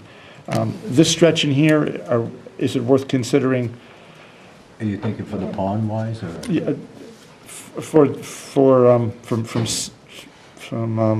is this stay Clark here? Yeah. We're dealing with Clark up to Salem? It goes from, Clark all the way up to Clark goes Ash. all the way to Ash. Okay, So Clark becomes Clark here, and goes all the way to this intersection with Adams. And what do we have in here right now? That's Clark. This is currently So right no now, it's parking? not labeled no parking. It's not labeled, Okay, so there's no parking. what the comment was when Steve first made this presentation is that there's no parking on there now in terms that people do not utilize parking on the street because there's off-street parking. The issue is that if you look at that the narrowness, especially from LeCare to Ash, it's not wide enough for two cars to pass and have parking on the side. No. So his effort to formalize some of these issues across town, if you recall, we addressed the one at Water, Valley, I think maybe others. And then this with Adams and Clark came up, that this made sense, so to formalize and actually have signage, or actually have that declaration that indeed there would be no parking on that street.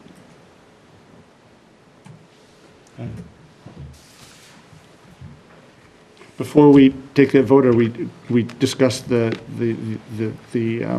little municipally owned piece of Well, there property was the question that came up was with 157, and whether or not they had spaces to park, and they do now. They have the driveway, and then they have cleared their area of their front, so They've they can carved have, an area. their own personal vehicles can get off. Okay. Okay? That's all. The issue with 155 is a separate issue in that it appears that the users of 156, or the tenants of 156, park on there or may use that as if it were part of that property. We do not have the money or funds right now to design a public parking area on that. That was brought up of whether we could handle some overflow parking for neighbors and such on that. Right now, I think what they do is they park on Salem. That'd be correct? If they had visitors, where would they go? That's what they do. I think there's parking on Salem, Okay. if I'm not mistaken. So we're not in a position to do anything. Right now, We're not in a position to do anything. right now, with the there'd be pond. no parking on Salem. But normally there's a little bit of room. How much of 155 does the town own? Just a little point there at the All of end it. of the entire? And the entire. pond. The pond and the 155 are two separate parcels. We own the pond, which is a different number, so it's not on the page. That's- Okay. It's kind of a distorted picture, And just we to own let you know. I thought we owned just a little promontory there at the end of the pond. Yeah, You're saying. No, There's it's a that- tree it's right part of that here. dirt area and the grass area that's abutting the pond. Oh, okay. Okay. All right. And the tenants on 156 parked there now? Well, it's hard to tell from this plan because it's not an official survey map. I see. I can tell you that there's like grills and maybe even a shed on There's that a property. doghouse there or And something. so they may be utilizing it as part of their own. Which was the belief at that point. So, We heard and they comments may, to that and effect. then where those cars are, this is not an official map, as I said, so it's not surveyed. You don't know where their actual property lines are, so whether or not they're driving onto our property and then parking on theirs, or they're driving and parking on ours, that's another They back up another against the pursuit. house. Right. The cars are Right, they park parked up against the house, correct. against the house, so unless the fences or the line is, 6 feet from the house, I don't know about that picture. The picture's not, I mean, it's not accurate, as you can see, Yeah, right. the road the right of way for Salem Street, it goes in towards like the house that's Right. halfway down on 34, so it's not an accurate survey, obviously. Right. Is there a potential for us to do further investigation in there, which would cost money to do a survey and then figure out what to do after that? Yeah, we're not in a position to do that Someday. today. Not this day. So the question before you is, would you or would you not approve the no parking declaration for the length of Clark Street from the intersection with Adams to Ash Street? That's the question. That's up here. Correct. This is Ash. Just narrower than the rest of it. You all set, John? Yes. Do we have a motion? Make a motion? Do I have a second? Second. All those in favor? Aye. Aye. No parking.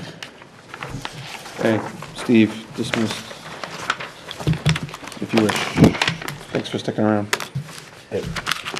Okay, so on the next agenda item is 8, which is my initial budget presentation.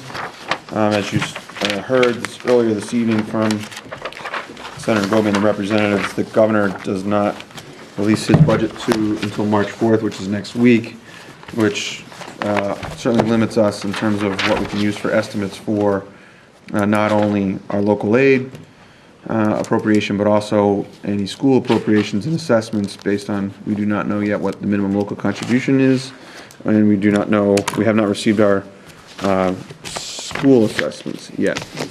So what I'll do is I'll go through, I have a cover letter and then some backup information, and you can feel free to ask any questions that you have. You'll see the same format at regular meetings coming up. I did attach a calendar for you, so you have a timeline of where we've been and where we're going. We started back in December 10th, setting budget goals and objectives.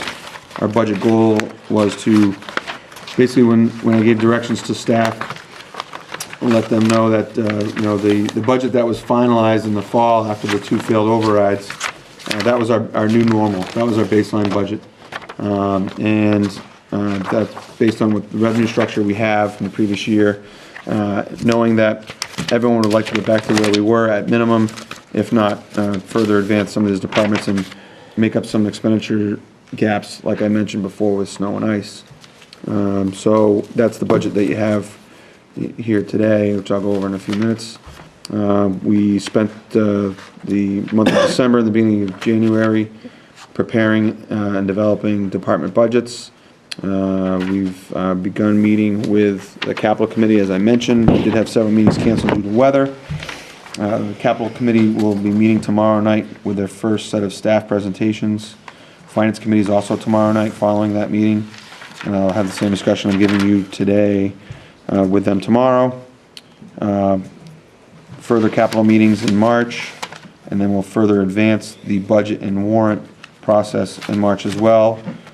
We expect to receive a preliminary budget from the school committee within the next week or two, finalizing that at the end of March, also receiving assessments from Bay Path and our non-resident vocational schools. Our staff will also be making presentations to the Finance Committee in addition to the Capital Planning Committee. You can see those in the month of March as well. And we're all moving towards the date of March 30th, where the Board of Selectmen will vote to close and set the annual town meeting warrant. And the Finance Committee the following evening will hold a public hearing and vote their recommendations on the warrant that is voted on the previous night. And then May 7th is the annual town meeting, and May 12th is the town election, being the second Tuesday in May. So after I go through my budget presentation, I will ask you to vote to open the annual town meeting. I've numbered the pages for you. I'm going to stick with my cover letter, which gives a summary, and then we have the spreadsheets as backup. So I'm going to focus on pages 1 through 6, which is a general discussion of the budget, which refers to numbers that are calculated on page 7 through 19, I believe. So with the FY16 budget, we're going to begin with revenues. We begin with our revenue structure. We do not begin with expenses and then try to figure out how we're going to raise more revenue. We start with our revenue. There's only 3 main sources of revenue that the town receives. That is through our tax levy limit. And then second to that is through our local aid, also known as the cherry sheet. And our third is the local estimated receipts. The one thing we can guarantee the known is the number for the tax levy. That is based on the previous year's fiscal 2050 levy limit, which we're in currently today. We're allotted a 2.5% increase under Proposition 2.5. And then we'd also provide an estimated new growth, which is any new, any money that, or any projects that are being constructed now, additions, subdivisions, new homes, commercial development, personal property, et cetera, that's being added on right now in 2015. We're allowed to project what that number would be in 2016. That number is finalized in the fall And then as part of our recap, we'll change that $75,000 to be the actual number that is approved by the Department of Revenue sometime after the summer, when we finish our audit and the Board of Assessors submits their values to the Department of Revenue for review. In a $20 million budget, that 75 is not going to change too much. It could be, as you know, I think this past year was 86 maybe. It's it could be lower, et cetera. So it's a conservative number, but it's not going to change too much. That's going to affect expenses and our ability to spend in 2016. We also have our existing debt exclusions. You can see those. They've also included the year of expiration for the Wire Village School, the Bay Path Vocational Project, the ladder truck, town hall renovations, and Sibley purchase. Those two, the fire department ladder truck and Sibley, will come off in 2017. That'll be their last year. Keep in mind that we have a 10-year capital plan that includes engine 3 and other much-needed equipment that we may be looking to, and we've been planning for and holding off on a fire truck that's almost 30 years old now, waiting until we pay off this one before we actually ask for a debt exclusion on the next one. So we have bond premium adjustments, and the total net, you can see 12.966 is our levy increase. That is a $371,000 increase over the previous year. Okay, that primarily is our 296, 2.5, and our 75 in new growth. Our cherry sheet, what I've done is I've basically level funded. I don't see how we would do any more than that. We obviously have revenue shortfall in FY 2015. You saw tonight there was discussion about a $760 million state budget gap that is based on revenues and also expenses and some shortfalls or over expenditures such as the GIC and other. So I think last year we did the same thing. We started off level. I think we had a slight increase of maybe $42,000. Again, in a $20 million budget, that's not going to do much for us, but we'll certainly take anything we can get. And then local estimated receipts have also level funded. If you see, we are the FY14. We discussed. I think I discussed this when we did the budget in the fall, when we were doing our recap, that we had some anomalies in our local estimated receipts, one of them being excise tax, which came in like $260,000 higher than the year before and would have been planned. So certainly wasn't going to budget that. On level funding now, we may have some room once we go through a little bit. We have just received our commitment from the Department of Motor Vehicles for issuing our excise tax. We may be getting excise tax bills pretty soon. And then we'll kind of get a better idea of where our revenue structure is for FY15 and see if we have any room in there. But again, that's only 10% of our total revenues. So an adjustment to that, being 10 or 20% to that is only really 1 or 2% in the total budget itself. So we don't have a lot of new revenue this year. One thing we guaranteed we know of is the increases in the tax levy limit. Everything else is level funded at this time.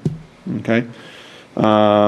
Moving along on page 2, at the bottom of page 2 of my letter, even though we have $371,000 in new revenue this year, we actually in the fall, if you recall, we actually used $80,000 in free cash to fund at the FY 2015 budget. So this is the problem with using free cash, which we had to do. We had $500,000 in operational cuts. We had a new lease for a fire truck, which we could not ask for a debt exclusion at that late in the season. And after the 5 failed overrides that we've had, we didn't do that. We used $80,000 in free cash to balance the year we're in. The problem with that is it projects next year to a structural deficit, all things being equal. So you take your $371,000 in new money that you have from the new levy limit, minus the $80,000 that you had in free cash, you really only have $291,000 in new revenue next year. Okay. Page 3 is the summary of the general government operating budget. Our general government operating budget this year in FY15 was approved at $8.5 million. Again, our total budget is about $20.3 million, and that includes our schools and also our enterprise funds. But the general government budget, excuse me, is $8.5 million. After receiving all the requests from the department heads, using our baseline budget, our new norm that was approved in the fall, and also incorporating contract obligations, and then some things I'm going to mention at the bottom of page 3, we have a $128,000 increase, or only 1.5%, okay, which is very modest in terms of an $8.5 million government operating budget, trying to restore. Nothing is being restored at this point, except for one department, which I'll mention in a second. We're still living with the cuts that were made in July 1st with this general government budget, with this 1.5%, okay? The budget does include a 2% increase for all personnel. That's in all of our contracts. We're in the second year of our union contracts. They had a 1%, 2%, 2%, if you recall, so this is the second year. It'll be a 2% increase. We did receive our assessment from Worcester County Regional Retirement, and that's 6%. I factored in a 4% increase for active employees. I have a meeting tomorrow in Boston at MMA, and try and reach out to Maya there. I'm hearing anything from 3% to 9%, so this is on the low side, this 4%. I've maintained the operational cuts that, as I mentioned, that occurred as of July 1st. The budget to date, I have not received anything from Spencer East Brookfield or Bay Path, obviously because of the governor's budget, and then the timeline with the Spencer East Brookfield and Bay Path and getting their budget to us as part of our district agreements. So I currently have in the budget that you have here just level funding, so you can see what we have for surplus. I'll mention to you what the increase was last year. Which we know is gonna change. It's gonna change. Because the minimum local contributions are gonna go up. So we will have to make an adjustment, but I wanna just let you know how much room we have prior to that. Okay, so department highlights from FY15 to FY16. If you look at the bottom of page 4 and the top of page 5, you'll basically see that every department essentially has level funded salaries and expenses except for COLAs. Okay? And there's actually, in some cases, there's some decreases in expenses. I can answer questions rather than go through them line item to line item. There aren't any major changes except for the town accountant, who's retiring. We're actually moving money from consultant services to salary, back to salary. So there's a change there. But everything else is pretty much either level funded with an increase to COLAs or actually decrease in expenses. And you can see highway department actually, and utilities and facilities, we've decreased some expenses over what we did last year in order to balance the budget already, knowing that we will have an impact once we receive our education expenses, assessments. On the top of page 5, you'll see number 2, public education. So as I mentioned, we have $371,000 new money through our levy, minus the $80,000 free cash gives us about $290,000. Last year's total increase in minimum local contribution alone was more than that, it was $345,000. So if our minimum local contribution is the same as it was last year, we're $50,000 in the hole, and I'm making cuts. I'm not gonna be restoring anything, okay? And that's with state aid level funded, that's with local receipts level funded. Capital improvement program, again, we're going to fund that with free cash. We're not going to be able to incorporate anything to our operating budget.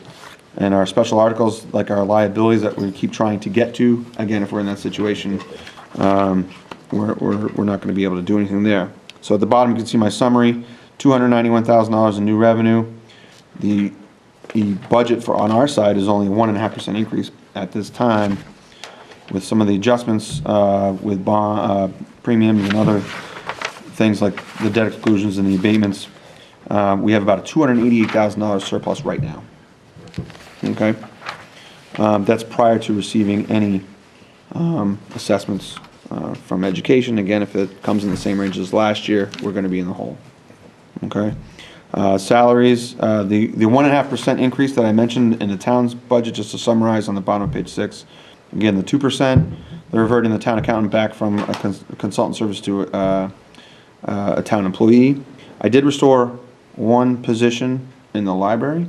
We talked about how we've done too much there. We laid off 7 people. They have had more closings than expected because of the fact that they have only the minimum to keep them open. Anytime someone's sick, anytime someone's on vacation, they're closing the building. And that's, we want to not have that happen. So adding one position back out of the 7 that we cut out of the library, gets you the same hours from a weekly standpoint, but less closings. I do need a temporary part-time temp in the town clerks, because I will have someone going on leave, personal leave. I need to account for that. Expenses, we did have savings that I made. I incorporated savings in the town council budget. We're spending less per year on town council, only because we making less requests and being very conservative in terms of the requests that we make. Gasoline, as you know, is down. I did make a slight increase in snow and ice, and a slight increase in tax title. We did have the increases in pension and health that I mentioned. So the big wild card obviously is the education assessments. Once the minimum local contribution comes out, we know what our obligation will be. Once the school departments incorporate that, plus anything above that, and then we'll even further know where we will be, which, based on right now, we know we're not going in a good direction already for FY16. So it's not looking, and I've explained to my staff, I did not incorporate any restorations here with the hopes that things would come back, and then once we receive our education assessments, pull those out from under our departments. Basically going with what our baseline budget is, figure out where the assessments will be, and any surplus we have, we would then prioritize the cuts that we made last year, along with any new items that need to be incorporated, and then we would try to fit those back in this year. But based on the fact that, we had the 9C cuts, things are not, It's not a rosy. it's not rosy yet. I'd like to think that, as the legislative delegation mentioned, they're forecasting revenues to come in at 4.8% higher next year. That would be great if they incorporated that into local aid and added 4.8 to us. I don't know if that's going to happen, because they may need that 4.8 to make up for losses elsewhere or additional costs and liabilities that they have to make up for. So that's the preliminary budget. And then again, the governor's budget comes out next week. I expect the schools to come in the first and second week in March as well, and then working till the end of March to finalize our budget as well. So things are going to happen fast in March. We've got a lot going on in March. I think we're meeting every Monday. Finance committee meetings every Tuesday, and I have piggyback capital committee meeting every night with finance committee as well, just to try to fit all those meetings in. So, I'll answer any questions you have. I don't think there's a lot of questions based on we are missing the information we really need. So, it's a good job up to that point. I don't know how far we can really go with it. We have a lot of staff time into it at this point, in terms of getting our budget. I don't think I can ask anything more from my staff than a 1.5% increase. We have a 2% increase in salaries, but the overall budget is 1.5%. The 2% is obligations that we have to contracts. We had, if you recall, going back 2 years, we had zeros, and then we did the contracts last year. We asked for a 1% increase from folks that we felt was worthy, seeing that they had taken pay cuts and freezes, and then some people losing their jobs.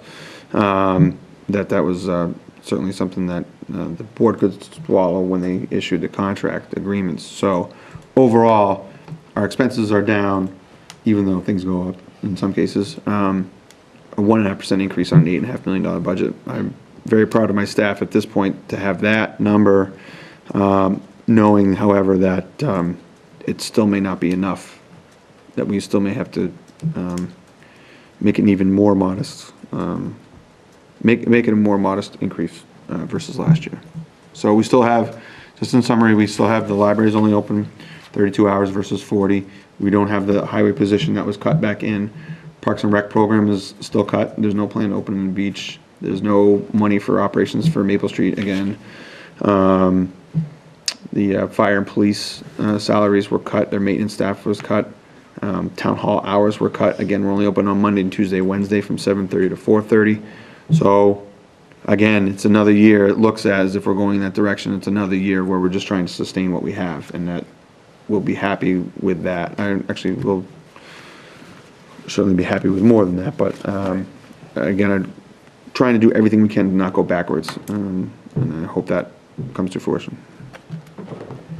I'll tell you one thing that I don't want to see closed signs again at Luther Hill Park and, and the beach. And this is not the place to get into those details. I should go to the Finance Committee meeting when Parks and Rec come up, because you talk about I mean, legitimately, bringing up a position back to the library, and I understand, I'm not arguing with that, we really took it down, but Parks and Rec just got leveled.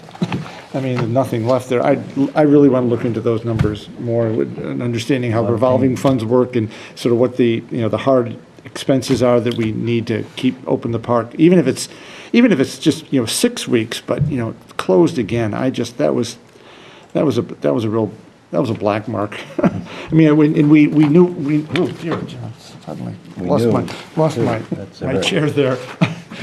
I would like to, I really do want to avoid that. I want to spend some time with those numbers. I feel like and they just got knocked out. I feel It's approximately $20,000, $20,000 to $25,000 to have the lifeguards and the waterfront director's staff for the weeks that we had.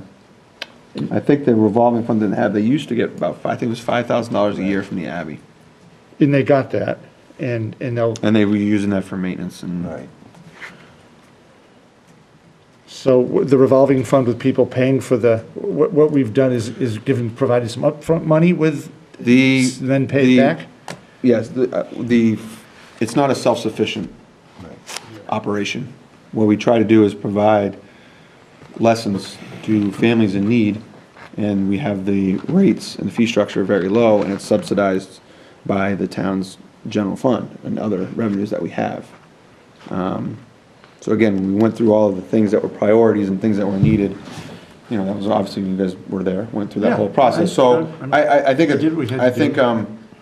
I think certainly that was a devastating cut, John, just like I think, and I don't want to say one is more so than another, but we've had other issues here at Town Hall, closing hours, and then obviously, you look at the storms we had, we have a highway position that was lost too, that's $35,000 plus benefits, could probably easily be around $50,000. So my plan was, and I mentioned this to my staff as we developed the plan this year, was that we would start with our baseline budget. We'd have a list of all the things we want to restore and what those dollar amounts were. And after the education assessments come in, if there's any surplus, then we go through the process of prioritizing. Let's say we had $500,000 in cuts. If we have $75,000 in surplus, then it'd be going back into the $500,000, and you guys would have to come up with a priority of what to restore out of that. If one of those things is parked, I give you a number. If one of those things is a highway department staff person, that's, do you outweigh that more than you outweigh the Parks and Rec program for 6 weeks? Those are the discussions that I hope we get to have if we have a surplus, but we may be going. We're gonna go the other way. We're going the other way. So I just wanted to prepare you we're not in the greatest position based on the fact that we had, not only did we have to use free cash last year, but we're not having enough, there's no new revenue coming in. With local aid being flat and our local receipts, maybe I can steal a few grand there, but, we don't have a lot of new revenue coming in, and that's what we cried out for last year with several override requests, is we need new revenue to make up for the additional costs that we have, mainly being education, in order to sustain the general government operating budget. And we didn't get the new revenue, and so we are where we are.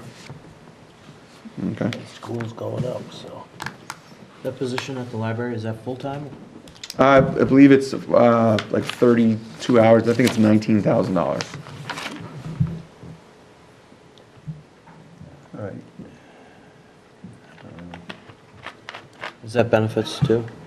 And yeah, anyone over 19 hours. 19 and a half, and 20 and up is benefits. Yeah. She can't do with, say, part-time? You call her in if need be? Well, you can have that discussion, or she'll be making a presentation to the finance committee. I'd suggest we can attend that, and then if you're unable to, I can certainly have her come back in. Again, I had this discussion with my staff. They had a 25% cut in hours from 40 to 32. They had a 40% cut in staff. The numbers don't equal. So they're left with less people handling, from a percentage standpoint, the hours that were being handled before. So that one person closes that gap between the 40 and the 25%. So that means that people are covering more spots? They're Correct. covering more areas, or Correct. they're just stretched over a larger? Yeah, you've been there. I mean, it's, I think all departments how are, you but, bridge- you know, That's how you they're, bridge it. yeah. Okay. They're at a point where they're closing the building down, on days that they don't have coverage. They just don't have coverage, you know? There's other departments that if the person's not there, it's closed. They're, Too, besides the library. the only department that has happened to in this building is the accounting, and that's because our full-time town accountant is helping us out by working 1 day a week. And so when the other person is out, you know, sick, personal, vacation, and the other person's only here 1 day a week, that office is closed. I can do that there because it's not open to the public. It's only open to staff. It's inconvenient for staff, I can tell you that. And we're trying to go back the other way. Come July 1st, she's gonna finally retire. She's been, you know, working 1 day a week for the last 2 years for us. But we can't do that any longer. So we need coverage there, and we need, obviously to replace the town accountant, who's also the finance, who, you know, was also part of. Library? Pardon? Current employees on staff at the library? I think there's 3 full-time and 2 part-time, And they're open how many hours? 32. 32? And their Council on minimum, they have a Aging? staffing plan, their minimum staffing plan, I think, is 3 at any one time, based on the floors that they have, and based on the areas that they have. I think their minimum staff is 3, and I think one of the part-timers is actually John, who only works 10 hours a week. Okay, so definitely a need. Well, again, everything's wide open right now, so we're where we're at. Do we have the schedule for the presentations at the finance You committee? do, it's on your calendar. Oh, okay, it's on there. Yep. Yeah, that's the one right there. Okay. So, All right, gotcha. so Thank you'll you. see, Finance Committee, beginning on March 10th, Okay, we'll have Library and Public Safety. okay. March 17th, Public Works. March 24th, Schools. We don't typically have Parks and Rec in, because they really haven't had much discussion in the last 6 years, 6 years I've been here. It's been the waterfront program, $19,000 to operate it, $4,000, $5,000 in expenses. That's been the, you know, so they haven't come in to the Finance Committee to make a presentation. If you would like them to come in and talk about the things that they have not been able to do, and what it entails to operate a Parks and Rec, we could have them do that. What, to finance or to? I would probably have them come here, because the Finance Committee is pretty booked. Yeah, And I know, then not just if looking to- those in the Finance Committee that are interested can come, or have a joint meeting or something. You know, because one thing that comes to mind is, do we have to close the park if we don't have, if we don't have swim lessons? Can we still at least have the park open? I didn't like seeing the closed signs. I know Well, we what talked was about done. this, we've got no one there manning the lake. We're worried about the liability Yeah, at that point, Joe. I'd just like to I'd like to revisit. We've I had think that, instances with lifeguards that had to make life-saving events. You know, it's gonna be, so, yeah. I would say that if the Parks and Rec has a meeting coming up, it'd be posted. I know they haven't been because it's been up in the meeting, but, who's the chair? I'm meeting with With Bill? Bill and Margaret, because they're talking about the Depot Trail grant that they received. I'm meeting with them next Wednesday, if there's anything you want to carry on. I mean, I can just invite them to a meeting, one of our workshops in Select. And Select that's Board- what I'm thinking You guys have a is- meeting every Monday this month, and then we'll be having meetings. I can invite the chairman even. Let's do that. I So I'll ask them, you are meeting, sorry, not meeting on the 2nd. So you're meeting March 9th, March 16th, March 23rd, March 30th. So you have 4 meetings instead of 3 in March. So I can ask them which, you know, obviously an earlier one would be better. So the 9th or the 16th? Would you like me to have the library director in as well? To talk about her staffing issue? Yeah, there's obviously a need, but I mean, they. do a part-time versus full-time, I just don't know. I would let, she obviously knows the operations there better than I do. So if you have more specific questions than what I can give you, I'd suggest bringing that staff person in. I don't have an issue with maybe. I wouldn't want it to coming in appear that we're, pitting library against Parks and Rec. Well, this is the problem we're gonna have. I think, I think every department's I'm on trying to staff. find a way to go forward. I guess let me back up, John. Okay.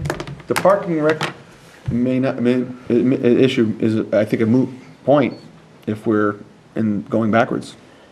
how would we add, let's say the school assessment comes in $50,000 more than what we have for surplus. How would you add $20,000 back there, which then would lead us from 50,000 hole to a 70,000 hole? We don't even know where we're gonna end up, and we may be looking at, and I think. I'm just saying right now, I mean, I know what you mean. You know, if we get an assessment next week from the school, then it's, you know, $1 million higher, picking a number. then, you know, You know it ain't- adding things back is not, like I You know it said, ain't going the only down. way I think we can add things back, I mean, I made one small addition restoration, that was $19,000 at the library to get the one position back. If not, we're going, the problem is Which if, could be in trouble at the rate we're going anyway. but the problem is that if we don't do that, you know, we may be looking at, you know, I don't know, 32 hours to 24 hours. I don't know. I'll let them make that presentation. So that's why I made that move there. Yeah, we may be taking other things away as well. I don't know. I hate, you know, I think hopefully. that's the only concern being brought up, is as we add the position, are we adding one that may have to go back away? I just think that it may be premature to ask Parks and Rec to come in and ask them to go over their operations and get their hopes up. And it ain't gonna happen. You know, I just think that I hold off on sending an invitation until Yeah. we get some numbers from the school and from the Yeah, state. once you get the Once we get school- those, Okay. we have 4 meetings in March, we could say, listen, okay, hey, we've got some extra money, we want, and then at that point, I think that you should bring in every department head.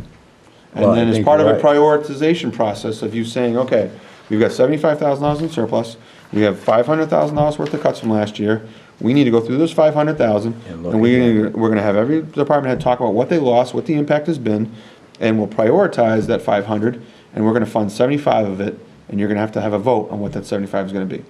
I think that's my suggestion. I understand there's certainly a need at Parks and Rec, I'm not saying they don't, but I can tell you there's a need in the treasurer collector's office. I can tell you our building inspector's only 19.5 hours a week. Because there Highway are virtually no plus Parks that. and Rec when we finish those cuts, and that's, I am sympathetic to what Bill's point has been, is that it was the only program that really was eliminated.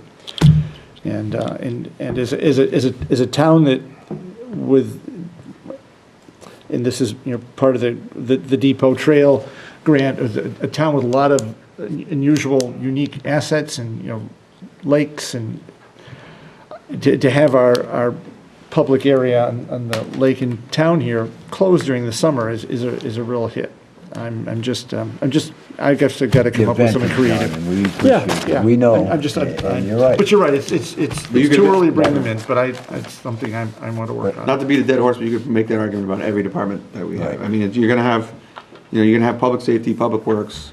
We have to figure out what the tax bills are, and we have to send the tax bills out, and we have to collect the tax bills, and then we have to do an audit every year. You know, those are the things that we have to do. second- After that, you know, I hate to say it, you know, I'm an environmentalist myself. Parks and Rec is, you know, we're gonna take a police officer or a Parks and Rec. We're gonna take a highway worker who plows the roads, or we're gonna do Parks and Rec. You know, those are the things that you will hope, like I said, I hope we have that discussion, because that means we have more money, but I don't know if it's gonna happen. So I just think we maybe hold off in a couple of weeks before we start talking about what we're gonna restore, what we'd like to restore, because I don't think we're in a position to do that yet. Oh, just one question on the receipts, to change the subject, Yeah. but just to make sure, you said you're level funded, does that include the meals tax? Was that, Yes. we haven't seen a full year with We that, are haven't you seen a full staying year, with and, what? and this year is not a full year. This year may only end up being a That's- partial year because we that's missed a right. quarter, so. That's right. We may have been a little, That would still be a guesstimate. yeah, so again, we were at 100,000, I think the state had guesstimated a full year being about 112 to 120. You kept 100? So,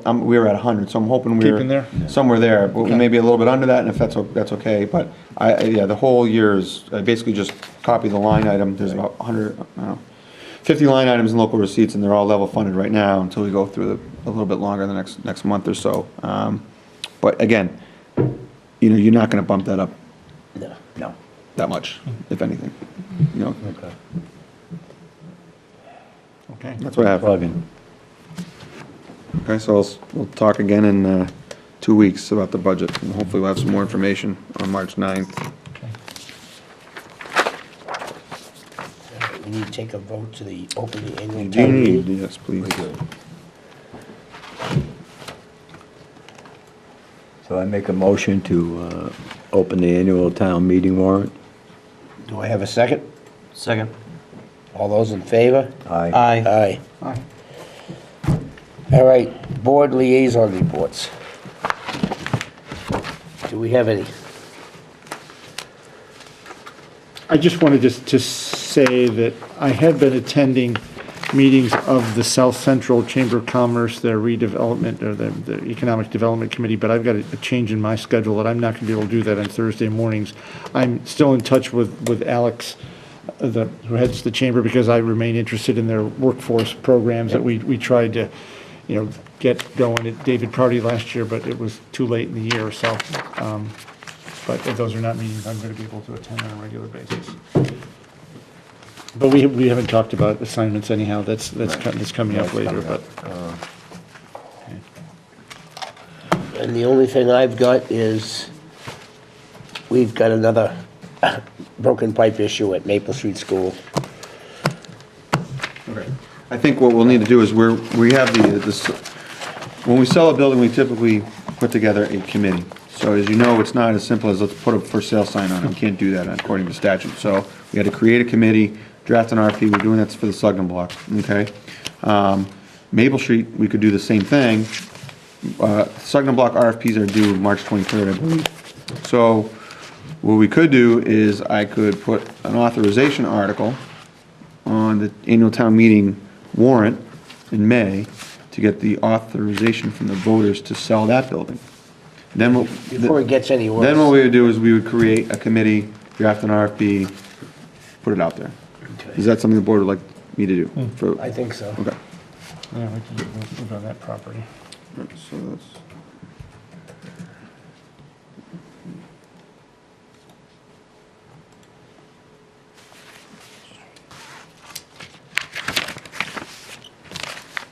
Okay. I do have one thing, Mr. Chairman, under staff comments, board member staff comments. We're still on board, ladies. Yeah, Okay, I'll wait for you. We're not there yet. Sorry. Anybody else got any more on the board? Okay. How about citizen input? Anybody got anything they want to say? Oh, we got, Mary Come on, wants to come Mary. up.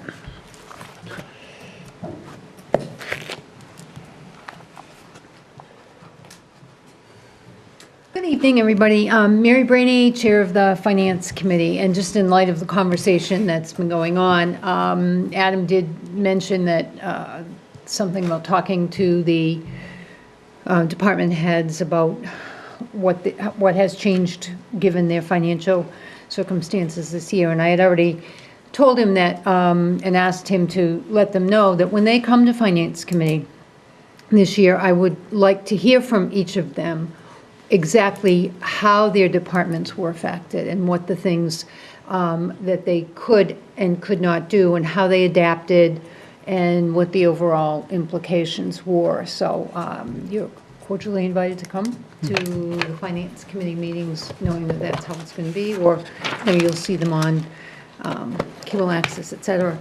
And in terms of the library, it's really about the math. You just count up the number of available hours and the number of hours that the library has the potential to be open and the number of staff people. And I know that the director, because she has to be out on the desk as well, is putting in a great deal of her own time, evenings, weekends. We expect all administrators, pick up those kinds of slack, but this is above and beyond. And then they also applied because with the Commonwealth of Massachusetts and Mass Board of Library Commissioners, there's some extra funding and some perks that we get by as long as the town funds the library. And some of it, one of the thing is we get to borrow it from all the libraries in the state. So the library applied for a waiver. 351 cities and towns in the Commonwealth of Massachusetts. How many exactly applied for waivers this year?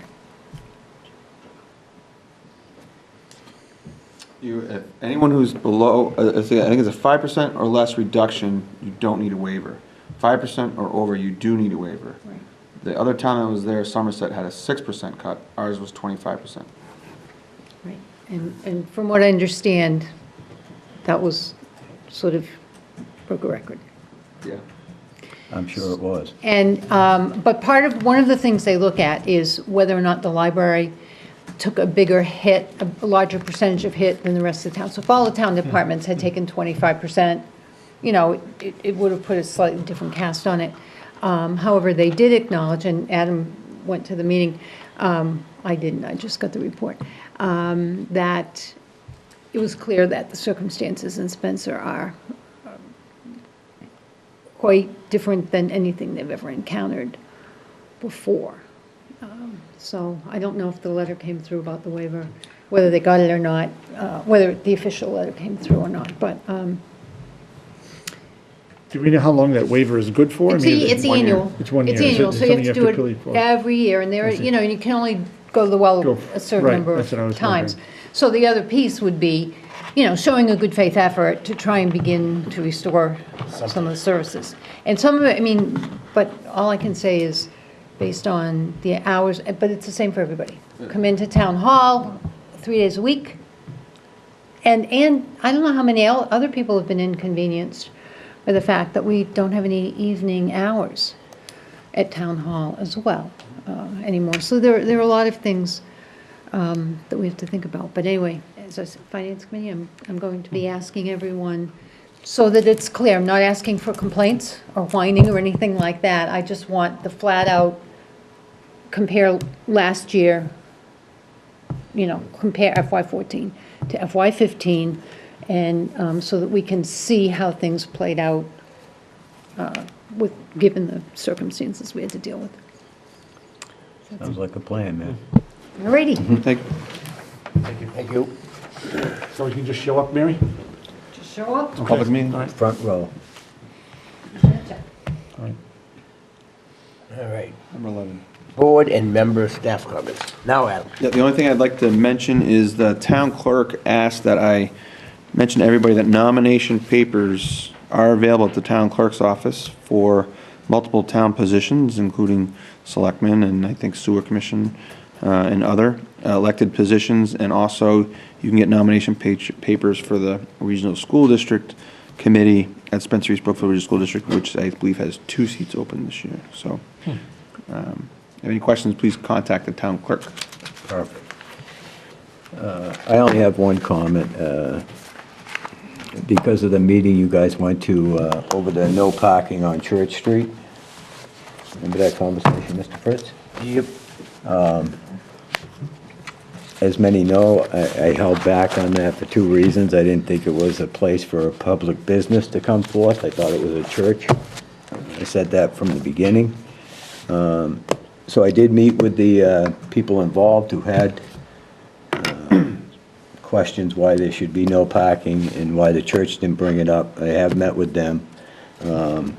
I will tell you this, I came to an agreement with the abutters that if there is a funeral and if there is a wedding, and it's entirely up to the town, we can put no parking during weddings and funerals. Al would still have to put his sign out, just like I said from the beginning, but the neighbors are more than willing not to park there, just so everybody knows.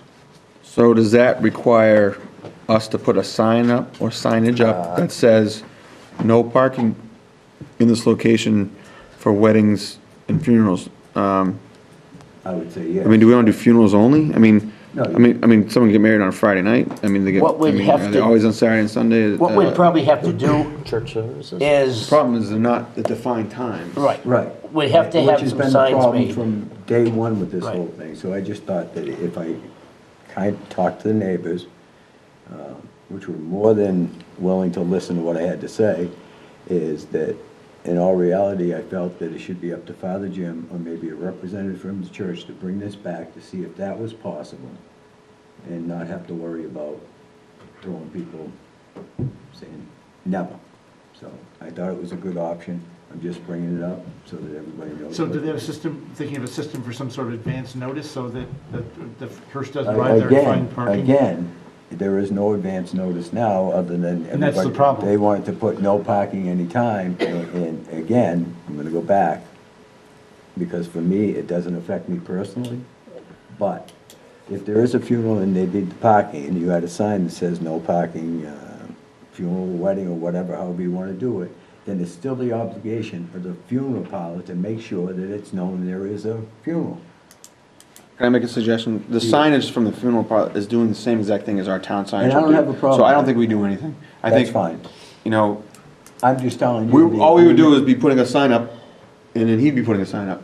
So let him put a And- sign up. and I don't care how it no goes, parking. other than- The whole issue that he had was that he can't get his signs out early enough to prevent someone from parking that's already there at 8 o'clock in the morning, because they parked there 8 o'clock the night before, from parking there. So that's why he wanted 8 to 12 the next day, nothing. So if someone parks there the night before, goes inside, sleeps, their car's out there at 8 o'clock, and there's a funeral at 10, and their car's still there, that's his problem. That's why he wanted no parking. So if we have a sign up that says no parking during funerals, that person's there, Again, they now look again. outside the window and say, oh, there's a wedding going on, I better go out and move my car. I mean, Well, again. I think you just leave it alone at this And I don't point. have a problem, other Because- than I said I'd go and do what I did, and you know what, if they abide by it, there's no more problems. Let, I think it's either you put a Let's sign up there that leave says the no dogs parking from 8 to live. 12, or you don't do anything and Not doing let them it. put up their signs. I just, it's So either- be it. I don't think anything in between is gonna solve the problem. works for me. I'm sick of talking about it. Like you are. Perfect. So whose hands is it in now, Gary? Is it with the neighbors and Nobody, the church? it's ended, They're- yeah, it's between them. Okay. Nothing happened because there was a motion, I think, to make a change, there was not a second, so nothing happened. Between them. So at that point, I just wonder what Gary's conversation had taken at this point, but I'm glad, appreciate you going and making that effort. And like Gary says, the people that live in those few houses, they've been doing pretty good, been even with very the good. snow and everything else, and they've come over and talked to me, and, you know, they said if they see something or know something, and they said, some of them said, you let me know the night before, we'll make sure we park off the street, so. it's not a If we problem. can do All without right. signs? Yep. So, Which it's makes kind of it a easy. handshake deal thing, John. Okay, I'm Okay. happy for that. We All don't right. need, government can stay out. All right, we were supposed to have executive session, but we're not I gonna have have one, that. one more Oh, comment. Excuse I me. just thought it'd be nice to end on a nice positive note. Maybe you saw the most recent issue of the Spencer New Leader, but I was really impressed with the front page headline about the David Prouty High School show choir, you know, took first place in the Central Mass Show Choir Classic in Dudley at Shepherd Hill. And this is their first year out. Aaron knows more about it. He's been involved with the group, with Voice, but I saw them at Our Lady of at the open house for SCA and Our Lady of the Queen of the Rosary food pantry fundraiser up there. And I was impressed, but I didn't realize, you know, just how good they were and just how quickly they've shot to the top of the world of show choir. And I guess they're off to another event in Somerset so they're now they're the team to beat. So, but I think it's a great thing. It's just, I'm thinking, I go back to as much as we had a difficult time with Dr. Naaman when he was head of when he was superintendent. He always talked about the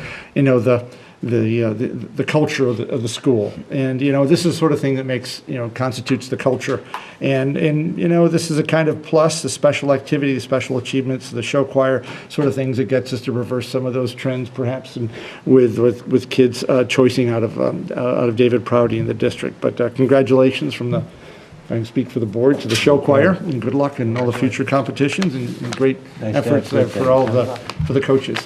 And, gotta find more places for them to perform around here so we can enjoy them. Thanks. Anything else? Do I hear a motion to adjourn? Adjourn. Oh, there's no executive? No executive Oh, Tony's session. actually- Tony's not here, so. Nope. Motion to adjourn? Second. All those in favor? Aye. Good night, everybody.